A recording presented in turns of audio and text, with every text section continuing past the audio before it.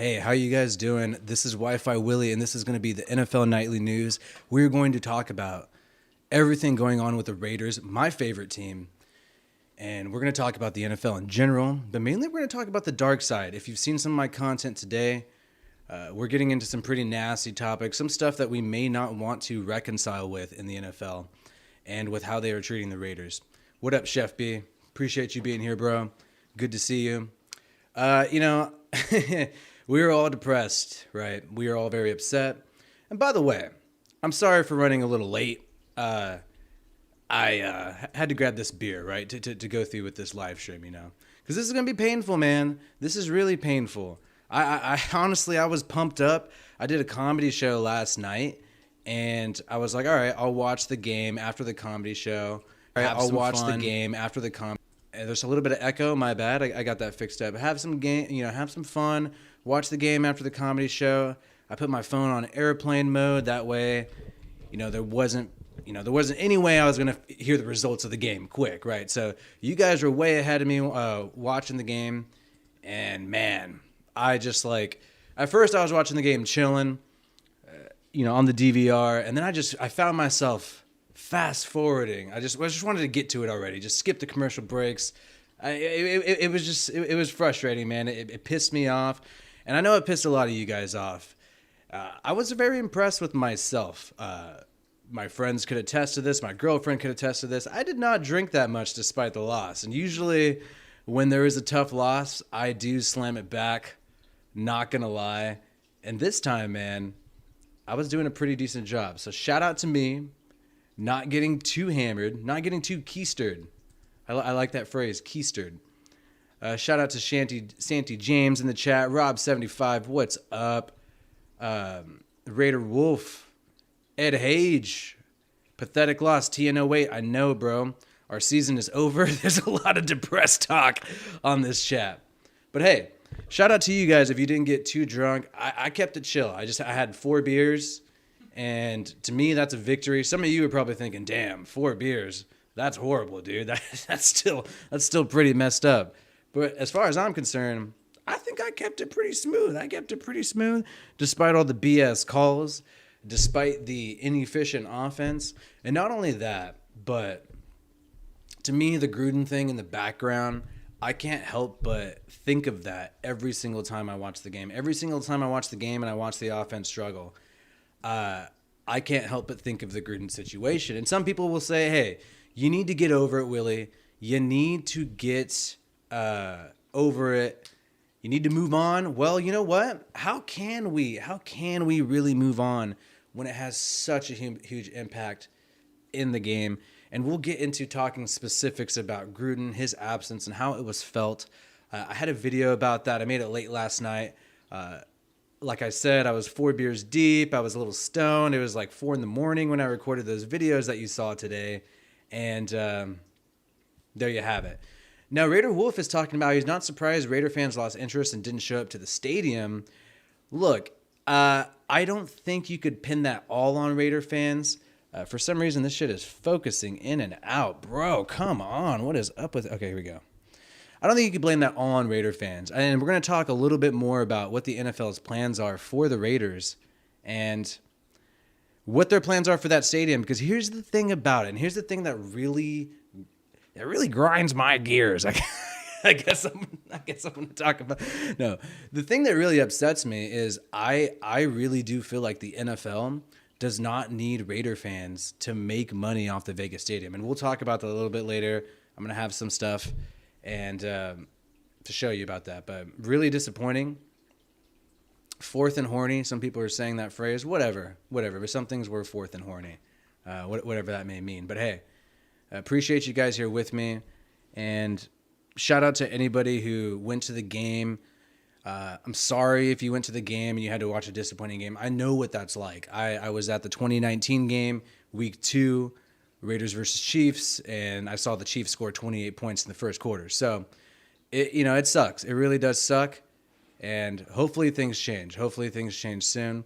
Especially this auto-focusing in and out on my face that is constantly happening here. Hopefully we can get that figured out. We might have to deal with it the majority of the time. All right. So anyways, shout out to you guys in the chat. Make yourself heard. Make some noise too. We're going to go through and do a couple polls throughout the evening too. I want to sort of try to figure out what you guys think about this game.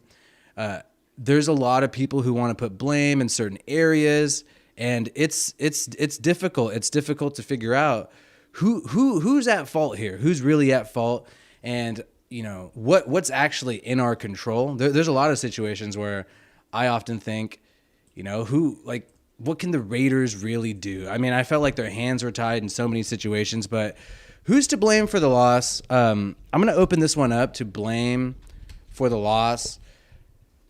And I know I'm going to just give option one, even though I don't agree with this option, but I am going to say Carr. Maybe Carr can be an option. Some people will say Gus Bradley, and that can be an option. Some people will say the refs, and I think that's definitely an option, especially when you look at Max Crosby. Some people will say the defense, because, we gave up a lot of points. We only forced one punt. That's huge. And some people will say the receivers. This is despite the fact that we don't have Henry Ruggs. We don't have Henry Ruggs. That's got to be huge. So this poll is getting situated, and I am going to hit you guys up with this one in just a second. But first, I want to talk to you guys about something that just was the cherry on top to a horrible evening. It honestly made me kind of depressed. It really made me kind of depressed, the fact that Alec Ingold tore his ACL.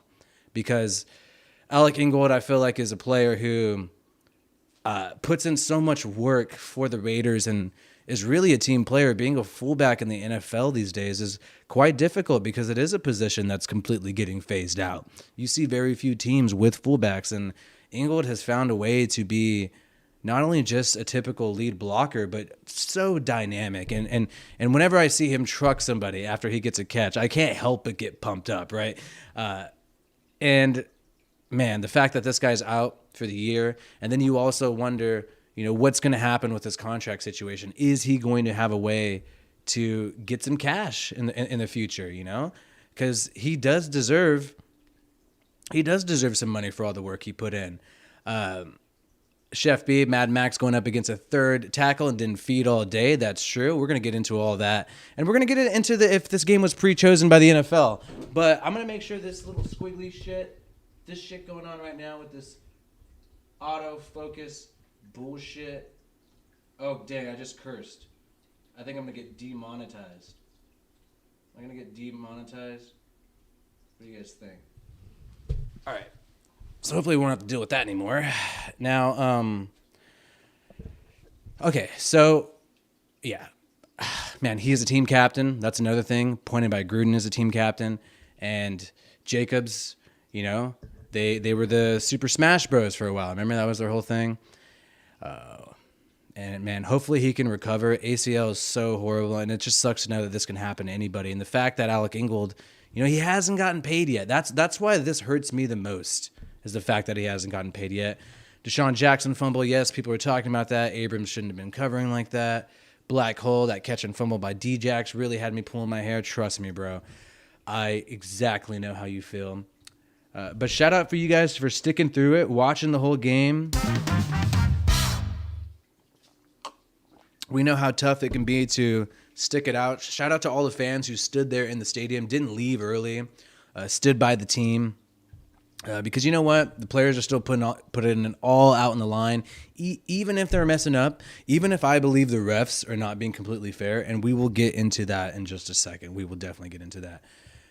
So shout out to Ingold. I hope for a speedy recovery. Love this guy, man. Love this guy, and it's really sad that he had that happen to him. Now, this is something that some people were talking about early on, and this is something that, quite frankly, it is upsetting. It is upsetting is the fact that when you look at this game, I mean, it is just completely smashed, smattered with red everywhere. I mean, there's even a video you could see where when they do the national anthem, and there is this video, I didn't want to pop it up because it's going to, mess up my flow here. But look out for this video on Twitter. where they sing the national anthem, and when they say the home of the brave, the whole crowd, a huge portion of the crowd, says the home of the Chiefs. And you could see that during the national anthem. So here's what I'm saying here is, at first, early on, some of you guys who follow my channel know I talk about rigging in the NFL. And you know I had Brian Toohey on of the Fixes In, and we talked about how new stadiums typically lead to wins for football teams, right? And we pondered whether or not the Raiders would be helped out this year, because you have to recoup the expenses for the Vegas stadium. And so we figured, hey, the Raiders are going to be successful these next few years. Despite the Gruden situation and everything, I even predicted they would go deep in the playoffs despite the Gruden situation to kind of cover that. And you saw that happen, against the Broncos, against the Eagles. We had a lot of favorable calls go our way. I know people don't want to admit that, and I do believe the players did a great job in those two games, but I have to admit that, they were kind of helping us to try to get over the Gruden situation. At the end of the day, our offensive line played insane against the Broncos, and it made no sense. And I've broken down the numbers, and I've done numerous videos on this, so I won't belabor the point. But the point that I will make is the fact that, they don't need us in this stadium to recoup their expenses for Vegas. And what I worry about the most, and what, makes me sort of upset, is to think that maybe what they're setting up in Vegas is a place where the visiting team goes to party while they watch their team whoop the Raiders' ass. I mean, am I wrong to think that might be what's going on here? I mean, it felt like that. It felt like a Chiefs home game. And when you watch an aerial try to find as much aerial footage, maybe rewatch the game a little bit, you will see there is smattering of red everywhere. People saw this happen in the Bears game and Dolphins game. I've heard other people say, hey, they have tons of their fans there, but this is just insane. This was next level. Granted, the Chiefs are a really popular team. So very upsetting. And on top of that, you get a loss. It would have felt a lot better to get a victory. But honestly, it just felt like the NFL did not want us to get a victory in this game. It felt like it was not going to happen no matter what. And maybe the NFL doesn't need the Raiders to be successful to make the money for this game. So I'm going to go ahead and start this poll, though. We have one gearing up. If it will let me do it. If not, whatever, we'll figure it out. Not yet. Okay, cool. We'll get it started in just a second. All right, so I've been worrying about my guy Incognito. I've been wondering, when's he going to come back? I'm looking forward to him, and our offensive line definitely needs some help. And I just saw a comment there about Oakland in the chat, Ed Hage.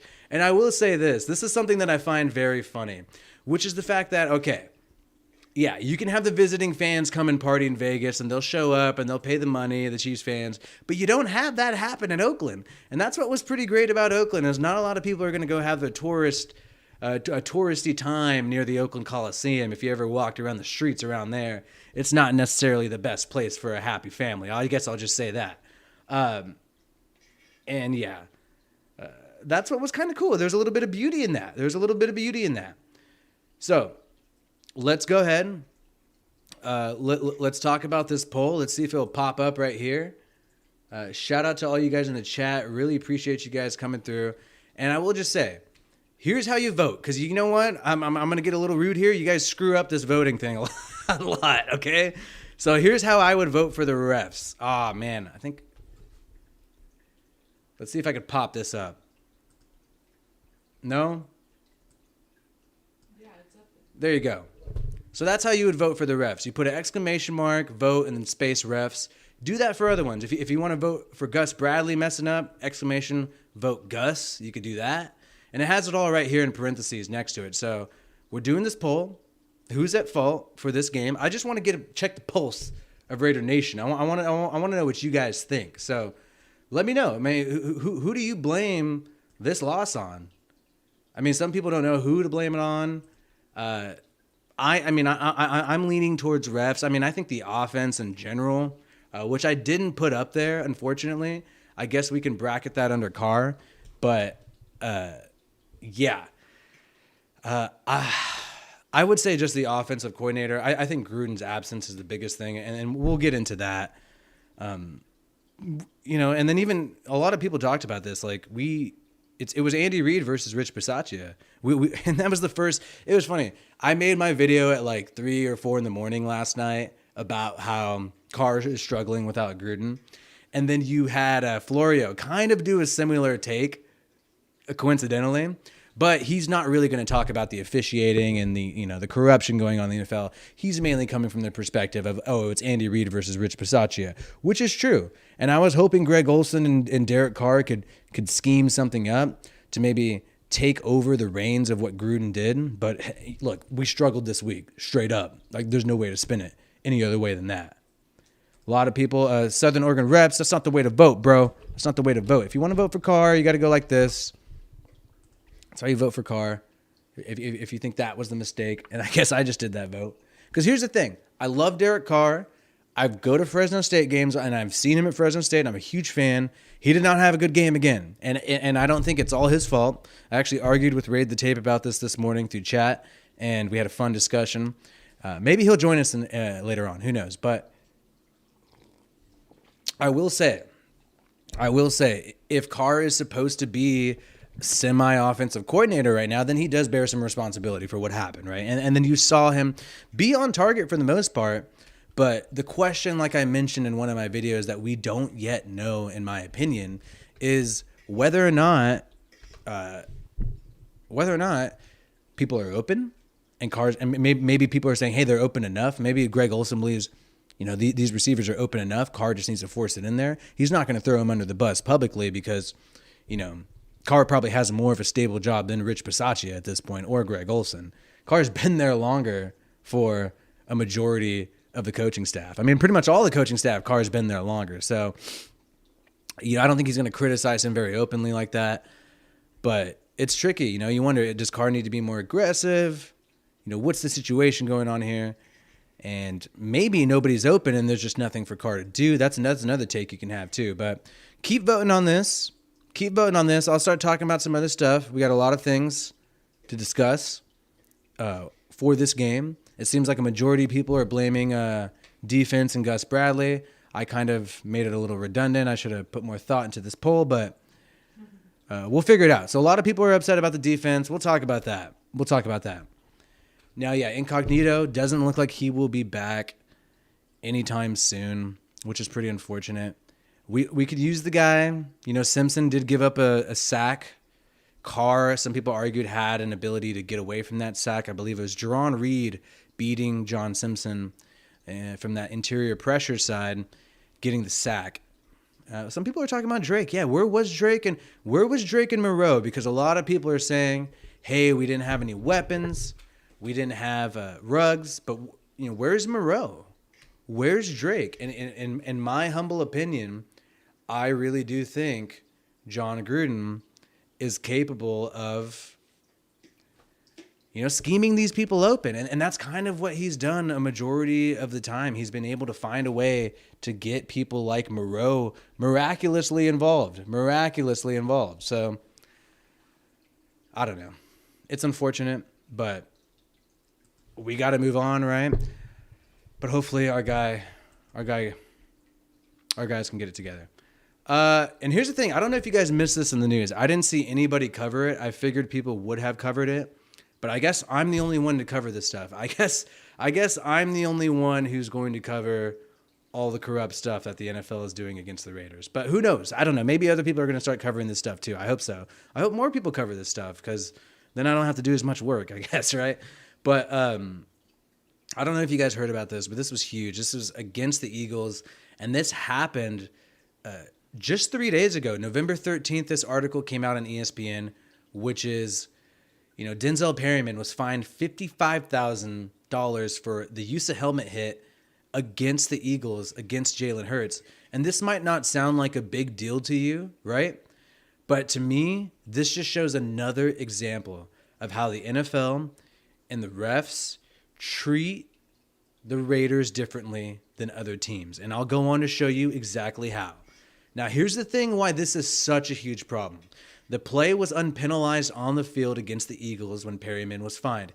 And here's the thing. Perryman didn't have his hottest game this year, and maybe that's because he's afraid of getting fined again. Because the problem with this fine is that this is the largest known fine for an individual on the field since 2019. Perryman, and this play was not flagged. This play was not flagged in the game, in the Eagles game. The referees did not call flag. We have weeks later when this is penalized, and there you have it. Denzel Perryman, for a helmet hit, which wasn't a big deal to get a flag during the game, is fined the most since any player since 2019. The most. The largest known fine for an individual on-field play since 2019, Denzel Perryman against the Eagles. That's bull. That's bull crap. That's not okay. Abram had an $80,000 fine in 2020, but it was for multiple things. Here's the problem. This was Perryman's first offense. The use of helmet-to-helmet fines are typically only $20,000 for a first offense. Like I said earlier, Denzel Perryman fined $55,000, over double for the first offense, even though it was his first offense. Over double what you're supposed to be fined for your first offense. That's what just happened to our guy Denzel Perryman. And do you think that had an impact on him in the game? Trust me, if I'm Denzel Perryman making honestly not that much money for his type of position for a starting player, I'm going to be a little hesitant to be aggressive if I just lost $55K, right? I'm going to be a little hesitant because I just can't lose any more money to feed my kids just because the refs are going to double my penalty compared to every other person in the NFL. If I'm Denzel Perryman, I have just been fined the most for an on-the-field play since 2019 in my first offense. Would you trust the NFL's officiating? Would you trust these penalties, these fines if you're Denzel Perryman at this point? Of course I wouldn't trust that. I would not trust that at all. And I'm going to be very hesitant to do anything crazy because you know what? I wouldn't want to lose money to not be able to feed my kids, straight up. Straight up. And I think that had a huge impact on Denzel Perryman. And I think the NFL needs to get this together because you know what? It's going to frustrate a lot of people. First offense, and the $41,000 is for a second offense. Denzel Perryman didn't even have a second offense, fined more than the first and second. So there you have it. Do you think the Raiders are really getting treated fairly? I don't know. But make sure you spread that around. Here's the thing. People say, what can we do? What can we do to stop the abuse that happens on the Raiders? What could we possibly do to stop this? And what I say to you guys is get vocal. Get vocal. Express your discontent. Make comments. Speak your mind. Don't just move on. That's exactly what the NFL wants you to do. That's exactly what other fans want you to do. Chiefs fans want you to move on from this game. Eagles fans want you to move on from this penalty.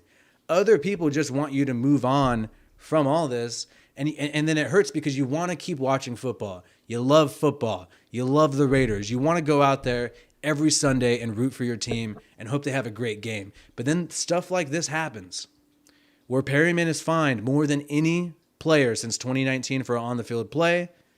Double the first offense, higher than the second offense. What can you do in that situation? You have to speak your mind. You have to speak your mind online. You have to talk to your friends. You have to not back down from your friends when you're talking about football and they say, "Oh, you're just a sour Raiders fan." You have to speak up and say, "You know what? No, I actually have some information. I was checking out this guy Wi-Fi Willie and he broke down some stuff for me. So I actually have some things to say about this. You're actually wrong about that." That's what you need to do. You need to speak your mind about this stuff. That's the only way. That's the only way it will change. If enough people are so upset where they're not buying tickets anymore, they're not they're criticizing the NFL. They're not saying, "Hey, let's just move on." They're vocal. Things will change. Things will change because you know what? If it is in the NFL's business interests to be more fair to the Raiders, they will do it. They will do it.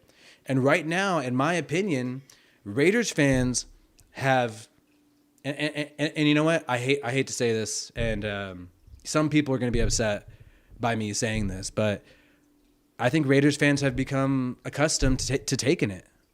You know, the Raiders fans have gotten used to just taking it.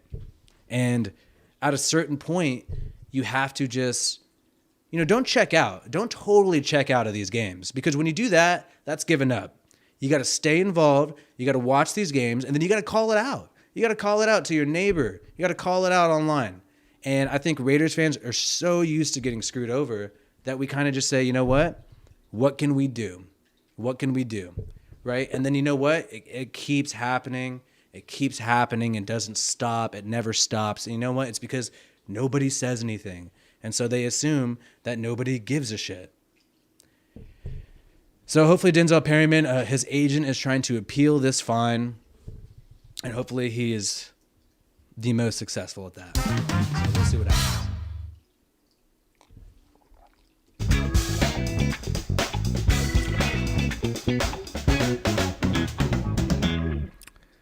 Whew, getting a little beer chug in there. Fire Goodell, Carr deserves better. I have a tweet I want you to check out pertaining to Carr. Raiders7528, post that tweet in the chat. If you guys got links that you guys want me to bring up, post it in the chat. And remember, guys, man, support this channel. I'm trying to go off. I'm on Twitter now. If you want to find me on Twitter, at Real Wi-Fi Willie. That's where I'm at on Twitter. I only have 2 followers. So can I get another follower, please, by the end of the night? I mean, come on, guys. I thought I had more homies than that, but maybe I don't. Maybe I'm a loner. Maybe this is the lone game, and Wi-Fi Willie has to realize this. But check me out on Twitter. Check me out. Chef B, shots for you and the lady. Oh my God, Chef B. Where's my alert, bro? I'm supposed to get my alert for this one. Well, either way, shout out to you, Chef B. Shots for you and the lady. I don't have any liquor. Sparkling wine. I do have some sparkling wine. The lady, she is currently playing moderator role right now. Should I jump on? We could bring her in though. Yeah. Well, what do you guys think? Should we bring in AC comedian Audrey Stone? Just. Oh, there we go, Chef B. Shots for you and the lady. That's awesome, man. That's awesome. I love that little voice that reads all the stuff. We'll bring her in. She had a really good set last night. She did some stand-up over at Full Circle Brewery in Fresno, California. Great stand-up venue. And we had a lot of fun. Right when I walked in, I was telling them, turn the TV off. I can't get this game spoiled for me. Turn the TV off right now. I can't deal with this right now. Carlos M. Sorry about that. I had a little thing. That made me look a little crazy. Carlos, bro, appreciate you supporting us out here, man, in these streets. Love you, man. And you know what? We got a lot of good stuff coming for you. We've got a lot of archives of content. We don't leave you hanging there as a member. We got a lot of stuff coming in for you guys.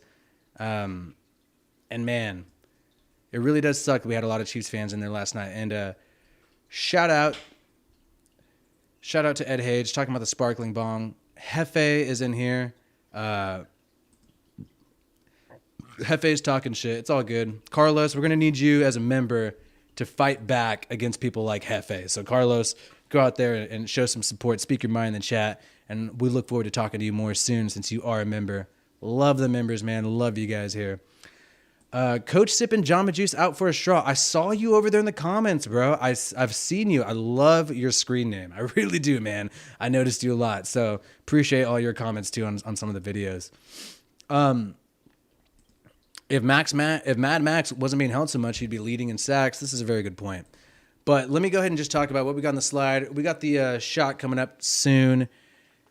Working on it right now. But let me just talk to you guys about this guy, Gerald McCoy, because, you know, I've been kind of sad, man. And I want you guys to go on right now. And I want you to follow my guy, Darius Philon. I want you to follow him on Instagram. I want you to keep in touch with this guy because, you know what? It sucks that he's got his injury going on. He was making a huge impact for us at defensive tackle when Gerald McCoy went down. When Gerald McCoy went down, I was stoked because we had somebody like Phylon out there making plays.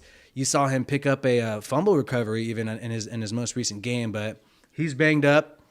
I think he's on IR. Who knows when he'll come back?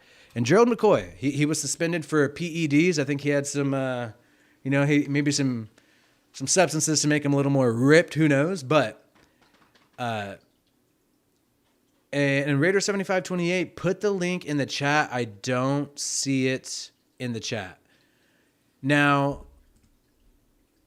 And here's the thing, guys. Our season's not completely done. And then I'll get more into that. I do think the NFL is against us, but I'm going to give you after I get through these slides, I'm going to give you a whole context of everything going on right now.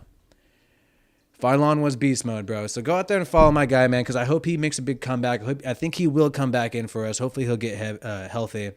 And, yeah, him going down, Ingold going down, and even McCoy, man, when he went down, it hurts. It hurts, and I feel for these guys because they put so much work in, and it's just taken away like that.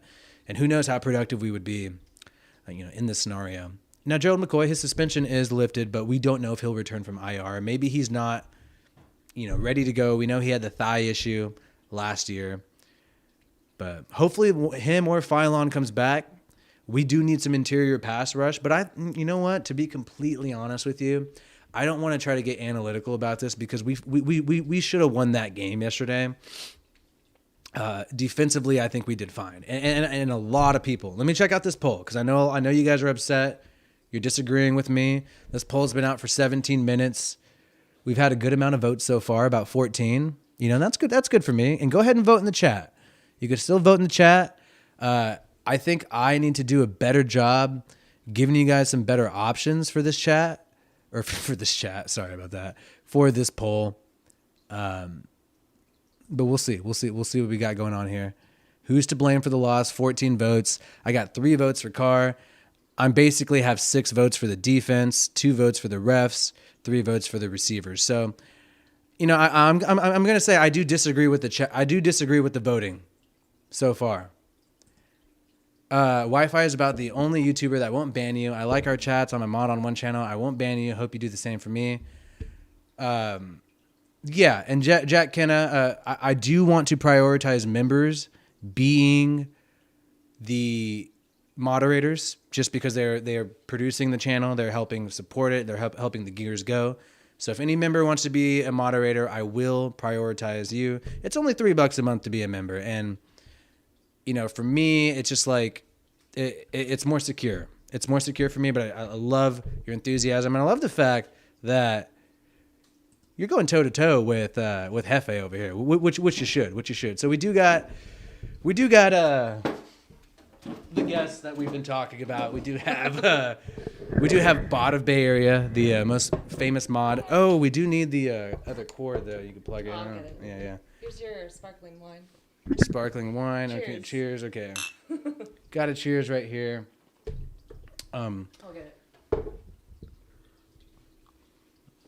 AC, yes. Audrey Stone, really good comedian, and doing really well. Getting booked more than me right now, which usually would piss me off, but I'm glad she's getting booked.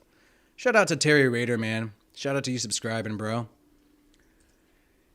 And by the way, guys, this we're chilling right now, but I have so much content to go through with you guys, and you know how I do. You know how I do. I always got slides for you. I always have preparation for these lives because you know what? I want to turn this into a show. I feel like First Take. There's that show. There's all these shows going on. Pro Football Talk, a bunch of stuff, and I just think there's no reason why this can't be one of the top AFC football shows in the world. And call me maniacal, call me crazy for thinking that. So go ahead and Testing. okay, so we do got AC in here because you know what? AC was watching the game too, and all right. So first off, what we're going to talk about before I get into, and because I know a lot of people are thinking about this, and then I'm kind of thinking about this too, which is Deshaun Jackson. Hefe. Oof. I think this is the only Raiders YouTube channel where Hefe is just hanging out with us. I don't know if you guys. This guy is infamous. Oh my God, Wi-Fi Willie dates up. Thanks, bro. Okay, I'm just a little hungover right now. Trust me, I'm a 10. Anyways, so I will say, Deshaun Jackson. What was going on there, and what do you guys think about that? Because my initial reaction to it was, what sports bookie? And I actually, the video that I recorded at 3 a.m. last night, I actually did have that in there where I was saying, oh, what sports bookie is this guy working for? Yeah, but you get a little too paranoid sometimes. You can't go off the deep end. You can't be like tinfoil hat with everything. Like, yeah, like it's a combo. Like, yes, there's rigging. Yes, there are things that aren't called, and especially with Crosby. You haven't even gotten into that yet. No, you need an agenda for these shows. I do have an agenda. I have an agenda. All right, well, because that's like something that's big, and you have a whole video on it. But it's not like just rigging, right? It's like a combination of so many things. But here's the Deshaun Jackson, Jackson go thing. forward into the end zone. It was right there. Why would you turn around? I've literally never seen that. I'm a novice, right? Like in football, right? Compared to you, right? You're like an encyclopedia with football. You have had three hardcore years. You've had 3 hardcore years. But that's like, I'm baby in football terms. 2017, you were coming in. Yeah. I know a lot more than most people I know at this point, just from living with you. But like, I'm still a baby. But here's fan. the thing. Here's the key thing. But I've never seen that before. It looked like he lateraled to the Chiefs guy, the defender, didn't he? And it looked like he did that. Here's the thing. Deshaun Jackson just joined the team pretty recently, right? He's been a part of the team for about 6 days.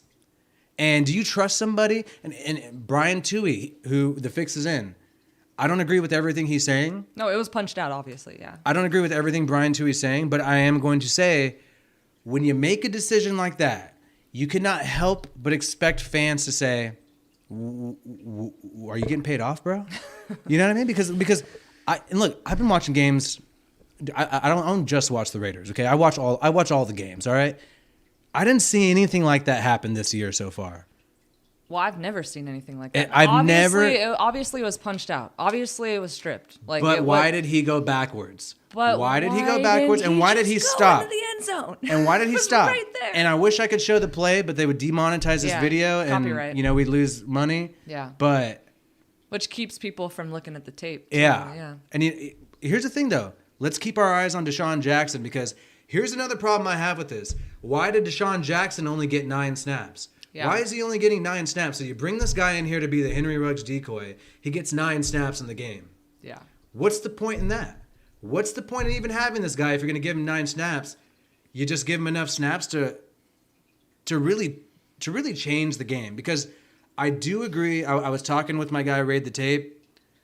Follow him if you have not followed him already on YouTube. I love his content. Some of you guys already know. And Raid the Tape was just kind of telling, he did convince me a little bit that Carr didn't have that bad of a game.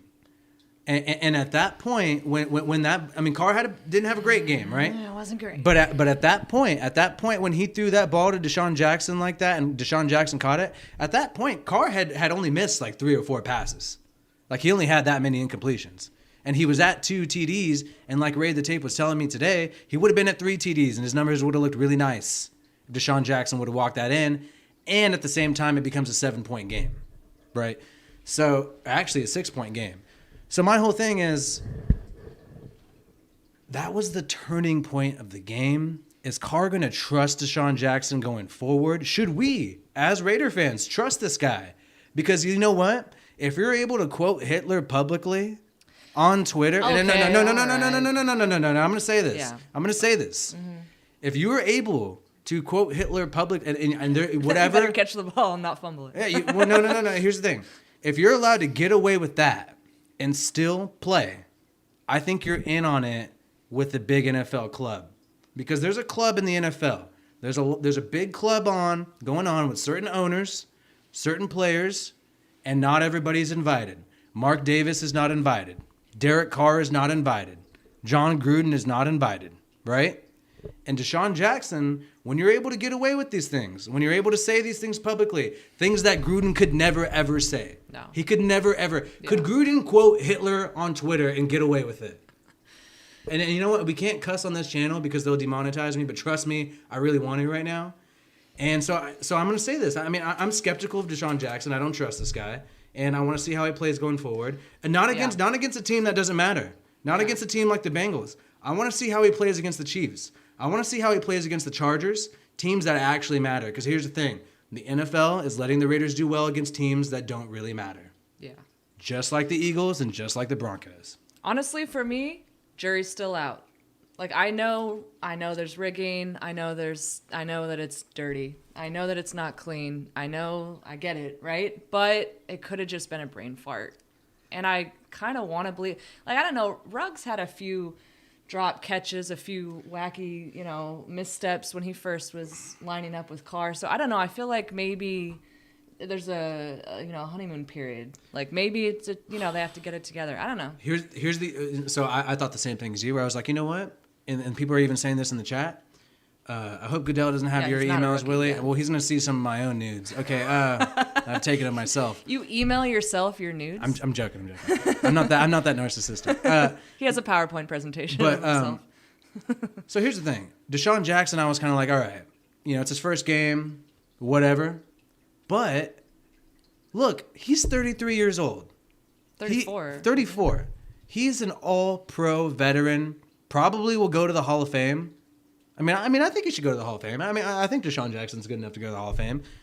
But here's the thing. He knows better. And so it's not like it's some young guy, and it's his first game in the NFL. I mean, this guy should know better, and that's why it's sketchy. Let's see Jerry Jones' emails. I like that, Chef Where's B. Trayvon Mullen? He's hurt. He's hurt. He is hurt. Let me go ahead and... Miss Mullen. I do miss Mullen. And now Ingold's out, man. That's a bummer. Yeah, Ingold. And that was like a textbook ACL, too. As soon as he turned that way on his leg, I was like, ACL. Yeah, that's really sad. Sucks. Max Crosby, though, despite the game and how things turned out, he still leads the NFL with 63 pressures. And QB hits, he also leads. And I find it odd that he had... PFF said he had 2 QB hits last night, but then I saw other sites say that he had no QB hits. I didn't see one QB hit, I didn't see one QB hit, and I think that's kind of weird because, like I was saying, I made some videos and everything. Andrew Wiley, former Michigan State alum, going up against Max Crosby, third-string tackle, going up against the guy, the Condor, who's leading the NFL. Leading the NFL in pressures. PFF is acknowledging that right now. Yet, he can't even get a sack. I mean, if you don't have an ounce of skepticism after that. And then I showed you the Crosby press conference. Did he look like a happy camper? Oh, God, he was so pissed off. But honestly, it's just like he balls out so hard. He really goes hard. Yeah. And he's putting himself on the line, and then he's getting, held every snap. I don't know. Well, I don't know. It's not like the reason why they lost the game. No one's saying that. It's not but the only reason. After a certain point. It's not the only reason. Yeah. It's not the only reason. Yeah. But it's a big reason. It's a big reason. Because here's the thing. The Raiders, and you guys are all according to the poll, you guys think it's the defense's fault. I got 14 votes. You can still vote. This poll has been going on for 30 minutes, but I only got 14 votes. I'm getting less than a vote a minute. All right, so let's do some votes. But anyways... it's not the only reason they lost, but at the same time, the reason why the Raiders beat the Chiefs in Arrowhead last year is because Crosby got his hands on Mahomes. Yeah. I mean, Crosby has the painting in his room of him cracking Mahomes. That made a difference. Yeah. Perryman, when you hit somebody, it is psychological. You know what I mean? It is. And Perryman, like I just mentioned earlier, the fines. Was he being as physical as he usually is? No, he was not. Seems like the most widely abused calls, holding selectively, right? That can make or break a game, right? The taunting bullshit. I don't know. Like how many Chiefs players were doing a little dance after each. All the time. And then what? Waller spikes the ball once and then gets it, In the Chargers game. And that shit matters. That shit matters depending on what down you're on, depending, what you're trying to do. I don't know. So I just want to show some more things. So Crosby, he leads the NFL in pressures. Hopefully he gets a Pro Bowl this year. But just things like this. Your poll is limp. What is it? How many people? A lot of people voted in the poll. I think. You should do the. We only have about 14. Oh, that's it. I'm gonna go ahead and close the poll. We'll do another poll. We'll do another poll. Yeah. I'm gonna close this. This is poll. depressing poll. Yeah. So here's the poll. Most of you are blaming the defense, but a lot of people, it's 50-50. People are blaming the offense and the defense in this, and you know what? I don't blame you for blaming for blaming both sides. I don't know. At the end of the day, if you just took out like Andy Reid, we're gonna get into that. how would the Chiefs We're gonna get into that. We're gonna get if into you took out Pete Carroll, how would the if you took out the head coach, how would the team fare? Like, why is no one talking about this? No. Florio hinted at it, but I don't think he really has the balls to like actually talk about how the Raiders got done dirty. You know what comment that I get the most on my YouTube that I think is I don't see other people get this comment, which a lot of people say, hey, Willie, the Raider Nation is quiet about this Gruden thing, and thank you for being the only one willing to speak up. And here's the thing, I've actually had some positive things happen, and some really important people pay attention to this. I mean, I got Gruden's son following me on Instagram. I don't want to like pat my own back. Don't put him on blast. I'm not gonna put him on blast, but I'm just saying, like, I think there may be some validity to some of the things that I'm saying, right? So Obviously, yeah.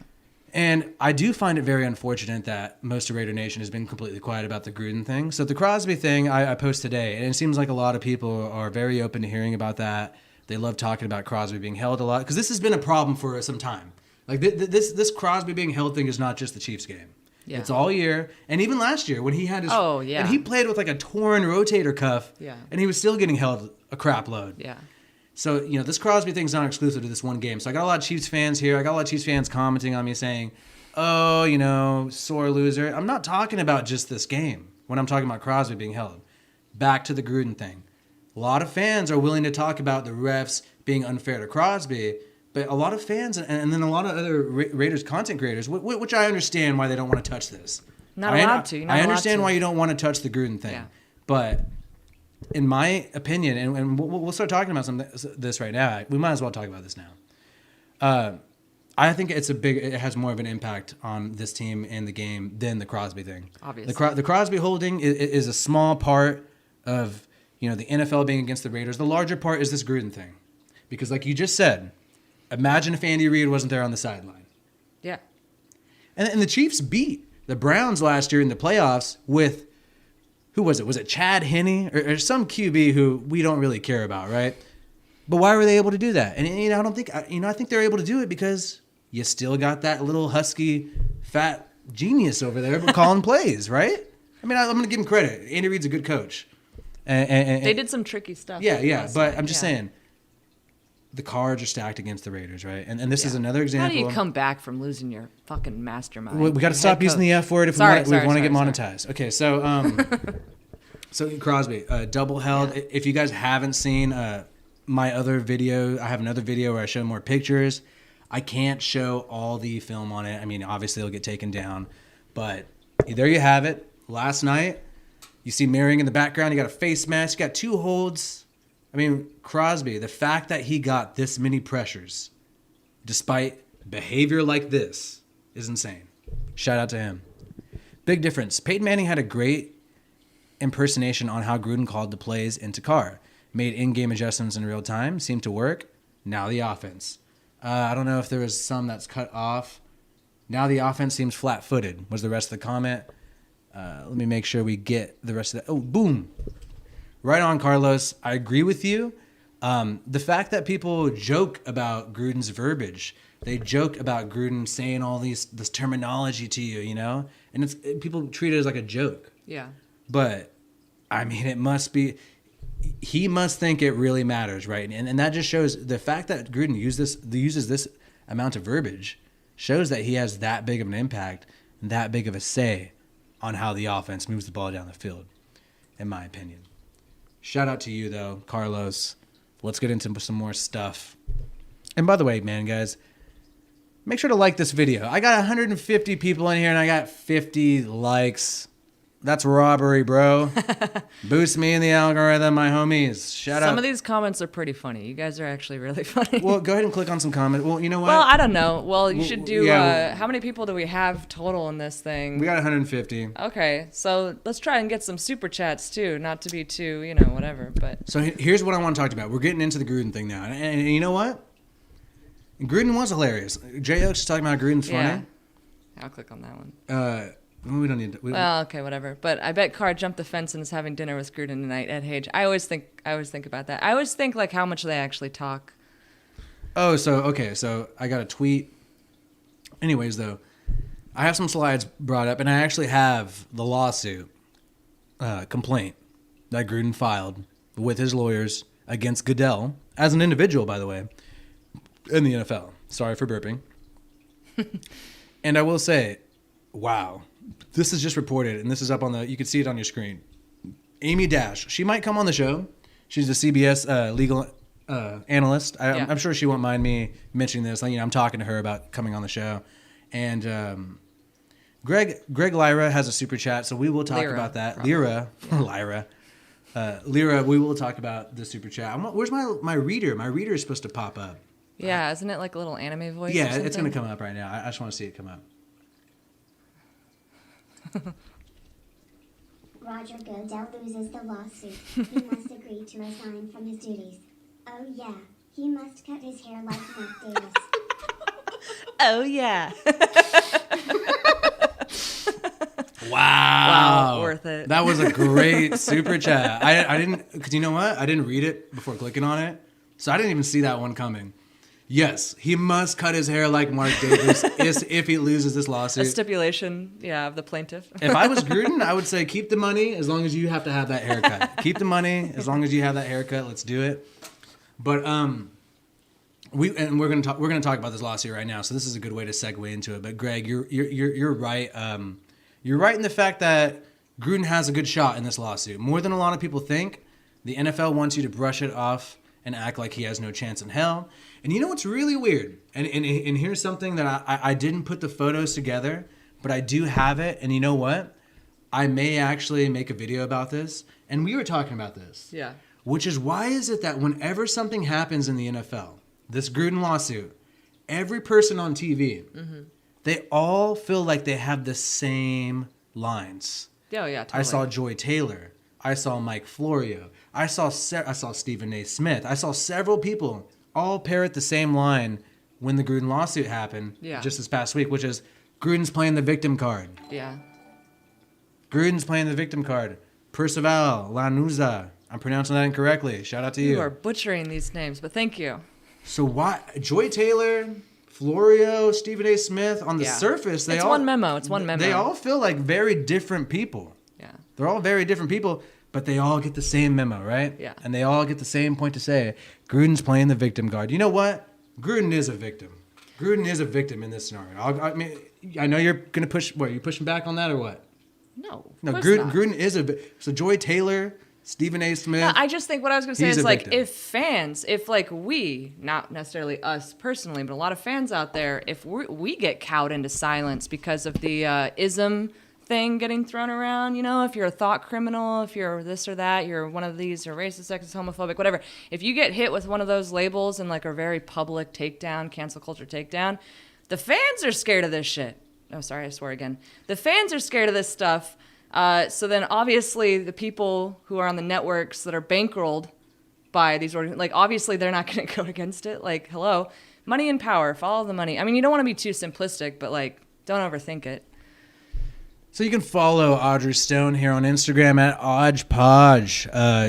Not really a huge Instagrammer. Should get more involved, in my opinion. I don't know. It's like, I think it's, someone took that one, so then it's here, let me do it. You just do it. So anyways, let me get back into what I was saying, though, which is Amy Dash of CBS. It's like a dog paw. And this is what she was reporting just a few days ago, which is, Jon Gruden's lawsuit could force the NFL to release 650,000 emails from the Washington football team investigation. The NFL has woken up a beast, everybody. The NFL has woken up a guy who, in my opinion, we were just talking about this a little bit earlier, who I think he has enough cash at this point in his life. He's 58 years old. He's about 7 years from retirement. Yes, I know he has big expenses and whatnot. His kid's still working in the NFL. Deuce Gruden, he's not canceled yet. But, I don't think he's in this for the money. Now, in this lawsuit, yes, he is seeking some financials from it. But I think what Gruden wants more than any of this is for to get all the emails to get come this out. opened up, right? So I want all those emails out. they really did, and that's the thing. Let's see what we're really dealing with. A lot of people are saying the Raiders are going to be hurt by this, right? Let's see what we're really dealing with, because this whole Gruden thing was just a red herring to distract from this investigation, which is what the lawsuit alleges, and they're completely right about that. Oh no, we're going to get into the lawsuit right now. Yeah. So let's get into here's part of the lawsuit, and we have to talk about this. It's a can of worms. Yeah. We have to talk about this as Raider fans, because you know what? I'm going to be completely honest, and this is going to sound kind of mean. A lot of you guys a lot of Raiders fans didn't care about the Gruden situation prior to this game. Prior to this game, a lot of Raiders fans thought that we were on the up and up. It's because of the 2 losses. And then now that we're losing, people suddenly care. So you know what? Now that people care, let's get into it. Okay? District Court, Clark County, Nevada. I just copped a Damon Arnett strap. Oh my God. I just saw that comment. It's hilarious. Netway. Yeah, Netway. Hey, remember last year we had Netway covering Kelsey. Maybe we could have used Netway today. Or yesterday. Who knows? All right, so this is part of the lawsuit. Gruden has sustained and will continue to suffer damages in excess of $15,000 as a direct and proximate result of the defendant's conspiracy. So here's what this lawsuit alleges: that the NFL and Roger Goodell conspired against Gruden. So a lot of people say, Obviously. You're a conspiracy theorist. Yeah, because they conspired against Gruden. Well, no, don't own that label. My God. So you are trying to be the Alex Jones of Raiders YouTube. No, I'm not. I'm trying Please, God, don't. I'm trying to make a joke. I'm trying to make a joke. He's probably right about 9/11, but that's it, okay? Like, I don't know about the San Diego shit. All right. You didn't even know Cynthia. No, Cynthia is just a troll. I don't even. Go Gruden clowned himself. Oh, yeah. So you're going to cancel everyone in the NFL and take away their jobs and their livelihood if they've ever said anything slightly homophobic? You're going to try to get toxic masculinity out of the most masculine sport on earth? Good luck. Good luck. Sad cultural revolutionaries that you people are. Good fucking. Sorry. Yeah, no cussing on the show. So, defendants, as in the NFL and Goodell, had access to the emails since at least June of 2021, but held on to them without notifying Gruden or the Raiders until October 2021. This is huge. This is the thing that it comes down to, which is the fact that you, the NFL, the defendants, chose to release these emails at a very particular time. Yeah, obviously. You had them in June. We wouldn't be dealing with, I'm sorry, I hate to say this, but we wouldn't be dealing with Sleepy Bisaccia. I mean, I don't want to be mean, but Bisaccia, I just don't think he's the guy that you put in charge if you have an off season to pick somebody. I mean, I hate to say it, but you know, he's a ride or die for Gruden. He's a ride or die, but he's not the guy. He's not head coach material, man. Bisaccia is not the guy. Yeah. And you know, the Chiefs did a fake punt and completed that against us, and I'm just thinking, I thought our head coach is a special teams guy, and he just got worked on special teams. Oh yeah. Yeah, it was really unfortunate. Yeah. Now, okay, so that's huge, and that's, you know, they chose to release it in October. Commissioner Goodell reviewed the emails and summaries together with the NFL's senior executives rather than initiate a genuine investigation or provide Gruden with any semblance of due process. Defendants, as in Goodell and the NFL, instead directly leaked the documents to the media. This is what Gruden and his lawyers are saying in the lawsuit filed this week. And here's the thing. Who do you trust? Who do you trust? Do you trust Goodell and the NFL? You take their word on this, or do you take Gruden's word? As Raider fans, who do you trust in this situation? Who do you really think is telling the truth? My personal opinion, I don't have a freaking voice recording of Goodell saying he leaked it, right? I don't have that kind of evidence. But I have no reason to doubt all the claims made in this lawsuit. No reason. Especially after this past game. I mean, okay, they're the only ones who could have leaked it, and they do it when they did, right? In the middle of the season when they had it back in June. And it was like one email first, right? It was one, and then it was like 2 more out of 650,000. Right. You don't need a smoking gun at that point. You don't. That's an open and shut case. And by the way, the free Gruden... But the question's going to be, is Gruden going to push it all the way to get the emails released, or is he going to settle? That's what we're actually dealing with. I think Florio is trying to say that they can't actually prove a conspiracy if the investigation was already pretty much successfully swept under the rug by the time that they did this hit job But- on Gruden. okay, but- which is a point that we have to deal But with. it's not swept. Yeah. Okay, the Washington football team investigation is not swept under the rug just because Florio says it is. No, at the time that they released the first Yes, but DeMaurice but, Smith but email. it is Yeah. just his opinion. Yeah. It's clearly your opinion. It's an opinion to say that people didn't care about the Washington football team investigation. To me, that's just kind of like propaganda or whatever. It is Because propaganda. honestly, it was a ticking time bomb for them. It And was it gonna was come not out. gone for them. It was eventually going to come out. And now this whole Gruden thing is a huge distraction, which is what they wanted. And you know what, KC, and I know you're saying Congress is looking into it. No, they're not. Krishnamurthy is extremely disappointing. He's hanging out with Lori Lightfoot, I'm sorry. Yours calling Larry. I don't think he gives a shit. I've actually written to Congressman Krishnamurthy on Twitter, and I've written to him on Instagram asking him for an update. Yeah, but he saw you only had one follower and didn't respond. I had two. All right, so here we go, and this is huge for me. This is a claim that Gruden is straight up. Yeah, Ed Hage, Congress with a laugh react. Yeah. Thank you, Ed Hage, Congress. No, yeah, Congress is really opposed to corruption. I don't know if you've heard. Yeah. If anything, they're going to lock us up in jail for talking about this. Okay, so defendants purposely and maliciously acted in concert with each other, defendants NFL and Goodell, and with others to release only those emails that portrayed Gruden negatively. In doing so, they intentionally singled out Gruden to make him appear as a solitary bad actor at a time when defendants were facing intense public scrutiny over the mismanagement of the Washington football team investigation. Now, you're saying, and this is what a lot of people are saying, Yeah. the NFL is going to say that there was no public scrutiny over the Washington football team investigation. Well, I guess if you watch the news, but if you talk to the cheerleaders and see them on Twitter, I mean, there's public scrutiny. Yeah. So, I mean, I think they still have a good shot, especially if they can get cheerleaders to testify. Think about it. People are going to be testifying. This is a lawsuit. This is in court. Yeah. If they get these, and I actually have some information about the cheerleaders that I'll bring up a little bit later. Yeah. Now, and here's another thing. Commissioner Goodell was a frequent target in the leaked emails and retaliated by harming Gruden's reputation and ending his career with the Raiders. So, that really is, like, to me, that's why I get so annoyed when I see the claims of, I don't get annoyed, but it's just like, I just feel like people miss the mark when they say, oh, you know, the racism, the sexism in Gruden's emails. It's like, really? Like, do you really think the NFL or like Goodell like loses sleep at night thinking about racism or like sexism? Well, no, the way that these terms are used it's all horseshit. Okay, sorry. God, I really need to stop doing that. Wow, I have like a filthy mouth. I didn't realize that until now. The Cynthia chick earlier was saying, oh, so you advocate against gay people, whatever the hell that even means. I mean, it's all very abstract and whatever. My brother's gay. I'm bi. Fucked around with chicks before. Not totally my thing, but I like dudes more. But I'm just saying, like, queer-ish or whatever.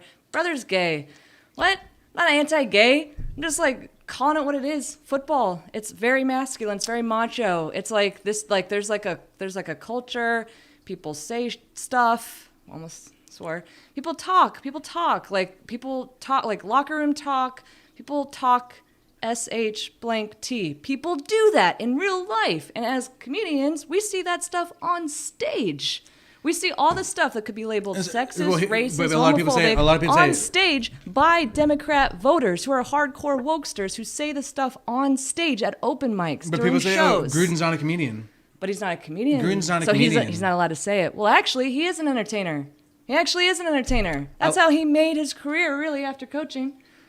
And then might have to go back to it. Might be the Joe Rogan of the NFL. And I really like his Corona commercials. So, yes, this was on HBO, Real Sports Podcast. Jon Gruden did have a cryptic message saying the truth will come out. This is prior to the lawsuit. Now the lawsuit's going on. Boom. And here's the thing. Even Kansas City fans defending Gruden. It was private. It was private emails. Double standard. Let's get into the rest of this, though. Look, I'm just showing you guys what they're claiming in the lawsuit because you know what? I mean, honestly, I haven't seen anybody just straight up just show like parts of the lawsuit on TV. So, you know, I guess you got to come here to see it. Cynthia, though, appreciate you for coming by and hanging out. It's totally okay to disagree here. It's not disagree. I think it's just like, oh, you guys are sexist, racist, homophobic, and if you defend a thought criminal, you're sexist, racist, homophobic. Who It's knows? just Soviet people show can, trial, like interrogation, and I don't even know if they're even into football. Honestly, if this person even people watches can football. people can have their opinions. It's fine. Yeah, their opinion, which is just like the status quo, right? Here's another part of it. Of the most powerful people in the world. Sure. When the Raiders Very radical. had not terminated Gruden after the Washington Street Journal report, defendants. I almost said Washington football team. Wall Street Journal. Well, Wall Street Journal, not Journal Washington report. Street. Defendants added pressure by intimidating. Wait, does that say intimidating? Intimating is what it actually says. Yeah, intimating. Okay. Implying. Intimating that more documents would become public if Gruden remained employed. So there was an element of blackmail here that they are pretty much putting forward. You know, they are saying, hey, you know, they blackmailed Gruden. If there's any way they could prove that. Here's the thing that's so trippy about that. The NFL covered their tracks. You know, they must have talked to Gruden orally and Mark Davis, definitely not through text or over the phone, when they did say, hey, more documents are going to come out if you don't cancel our guy. So, I mean, it is pretty sad. It's pretty sad. But hey, I'm just trying to go through and just show you guys what they're claiming in this report because I just don't see it anywhere else. And if you guys like what you're seeing here, make sure to give us a like, man. We're at 90 likes right now. Prop us up on the algorithm.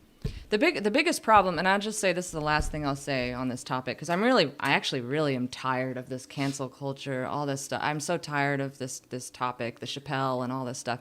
So boring, honestly. No one ever is talking about anything. The last thing I'll say is that these allegations that are leveled against people, Gruden, people like that who are rich, right? They're not like poor people working at Walmart, right? It's weaponized by elites against other elites. If you are so naive that you think that they like canceled Gruden, whatever you want to call it, for gays or blacks or women, right? That they did it for like poor oppressed minorities. I don't know. Maybe you should be an adult. You should become an adult finally. Welcome to the real world. Like that's just not how the world works. This stuff is a weapon and it's been instrumentalized against other powerful people. That's what's going on. I am cynical. Maybe I sound too cynical, but it's completely true. Chef B. Yeah. Rolling through one more sparkling wine. I don't know. I keep swearing because I'm a little tipsy right now. It's fine. It's fine. We'll just have limited ads. No one's anti-gay or actually racist, which, you know, no one's in the Klan and no one's a sexist. Like, just people who talk sh-blank-t in their spare time and do stereotype jokes and whatever that we see all the time in stand-up comedy. You get rid of someone's job for that. I don't know if you should be supporting that kind of thing. And I think people are so scared that the mob's going to turn on them and the accusation's going to come their way. It's like Squid Games, man. People are just like, well, at least I didn't get shot in the head. I'm going to keep going. And it's like, well, maybe you should stop and like question the whole thing because maybe it's messed up. Well, no, the thing about we keep going along with it. The thing about but anyway, the Gruden situation is the fact that it's taken some time because Raider Nation has been on cloud nine when we won those two games. When we were 3. Yeah, and then even after Gruden was gone, we won some games. Everybody's pretty happy. Then you start to realize, look, it's not going to be a pretty season, bro. It's not going to be a pretty season. So I think people are starting to get really worried about this stuff. So shout out to you, Chef B. That one more sparkling wine. I agree. I do think we should have one. I'll get more. Yeah. So, but I do want to get into football. I'm gonna keep going through this. I know that AC is getting a little pumped about cancel culture. I'm done. But she is done. So here's the thing, though. Here's the kicker, and here's the thing where I want to. And we're gonna talk about the game. We talked about the rigging in the game too already, and I mean I have to talk about Gruden because I truly believe, and you guys can disagree with me if you like, and it's totally fine if you disagree with us on this show. I want to see what you guys have to say. I want to hear pushback. Honestly, I think I came a little hard at Cynthia, so my bad. No, Cynthia. I thought you were like some other people I've met, but you seem actually pretty chill. Yeah. And then, okay, Tedford. Cancel cancel Roger Goodell. I want to see Goodell's emails with Jera. With Jera, Who's Jera? emails with Jera, not sure. If you mean Jeff Cash, which may be somebody who you're talking about, because I see the H in there and the J-E, because Jeff Cash is the official legal counsel of the NFL. And here's the thing, and then Mike Florio, I don't like Mike Florio, but unfortunately, the only person who ever talks about this Gruden situation ever on TV is Mike Florio, because he's a former lawyer, so he's just hell into all that stuff. He's also so hardcore pro cancel culture that he's like, the problem is they didn't go far enough. He's like, more people need to be canceled. Here's the thing. So it's a weird bedfellows with the people defending Gruden, yeah. I've made fun of Deshaun Jackson with his Hitler stuff. I've made fun of him on this channel. I mean, I think he should be allowed to be like a Nation of Islam guy, if that's his thing. You know what I mean? Like, if like he's into that nationalism... As long as you're not Jewish, I guess. Well, I know, but I'm just saying, like, you should be able to express what you want to believe and still play. Like, anti-Semitism is pretty scary, though. But he's allowed to play, right? And like, whatever. So, about this though, you know, people are saying, "Oh, did the NFL leak the emails?" Because some people are saying, "Oh, you know, the NFL didn't leak them. You're just a conspiracy theorist." Well, when they asked, and Florio did ask, you know, are they investigating who leaked it? Then it is the NFL. The NFL had no comment, and they usually always respond to him via email. People like Jeff Pash. So, if somebody was leaking these documents, which only a small circle of people had access to, you would think the NFL would be kind of scared, right? You'd be like, who's leaking all this stuff? Like, this is pretty trippy. Like, what's next? But instead... They don't care because they leaked it. That's why they don't care. You have the right to remain silent, but it does speak volumes. And you know, also there wasn't any transparency after their internal investigation. Remember, they always had some kind of report released. Deflategate. Yeah, there's no written report, which is a huge problem. It just looks guilty. It looks bad, and they're not even trying to hide it. Now we know why, because then this whole Gruden thing was just a huge distraction, and. This already pretty much fizzled out. I think a lot of other like Raiders fans just think that we're harping on it. We should stop talking about it and we should just get back to football or whatever. I mean, they were saying that the first night the stuff broke. So dude. Sure, I guess. All right. The second that I started talking about Gruden, and you know what? You've been there. Yeah. Like even though it's only me in the videos, I've been consulting with you about all these videos, especially on the Gruden stuff. About actual football, like the actual football stuff, I don't consult with you. But with the Gruden stuff, I have. And from the get-go, it just seemed like everybody was like, stop talking about this.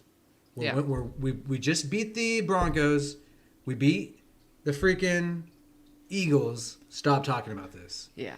But now that we lost to the Chiefs, seems like you want to talk about this, right? Because this is having a pretty big impact. And...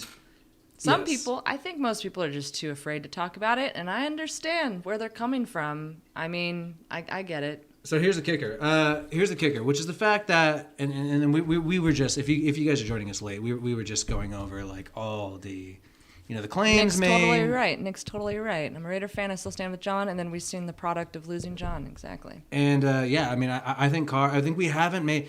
The Raiders were scoring the most points ever. They were outscoring their opponents in the third quarter. Yeah. The third quarter was the Raiders' quarter.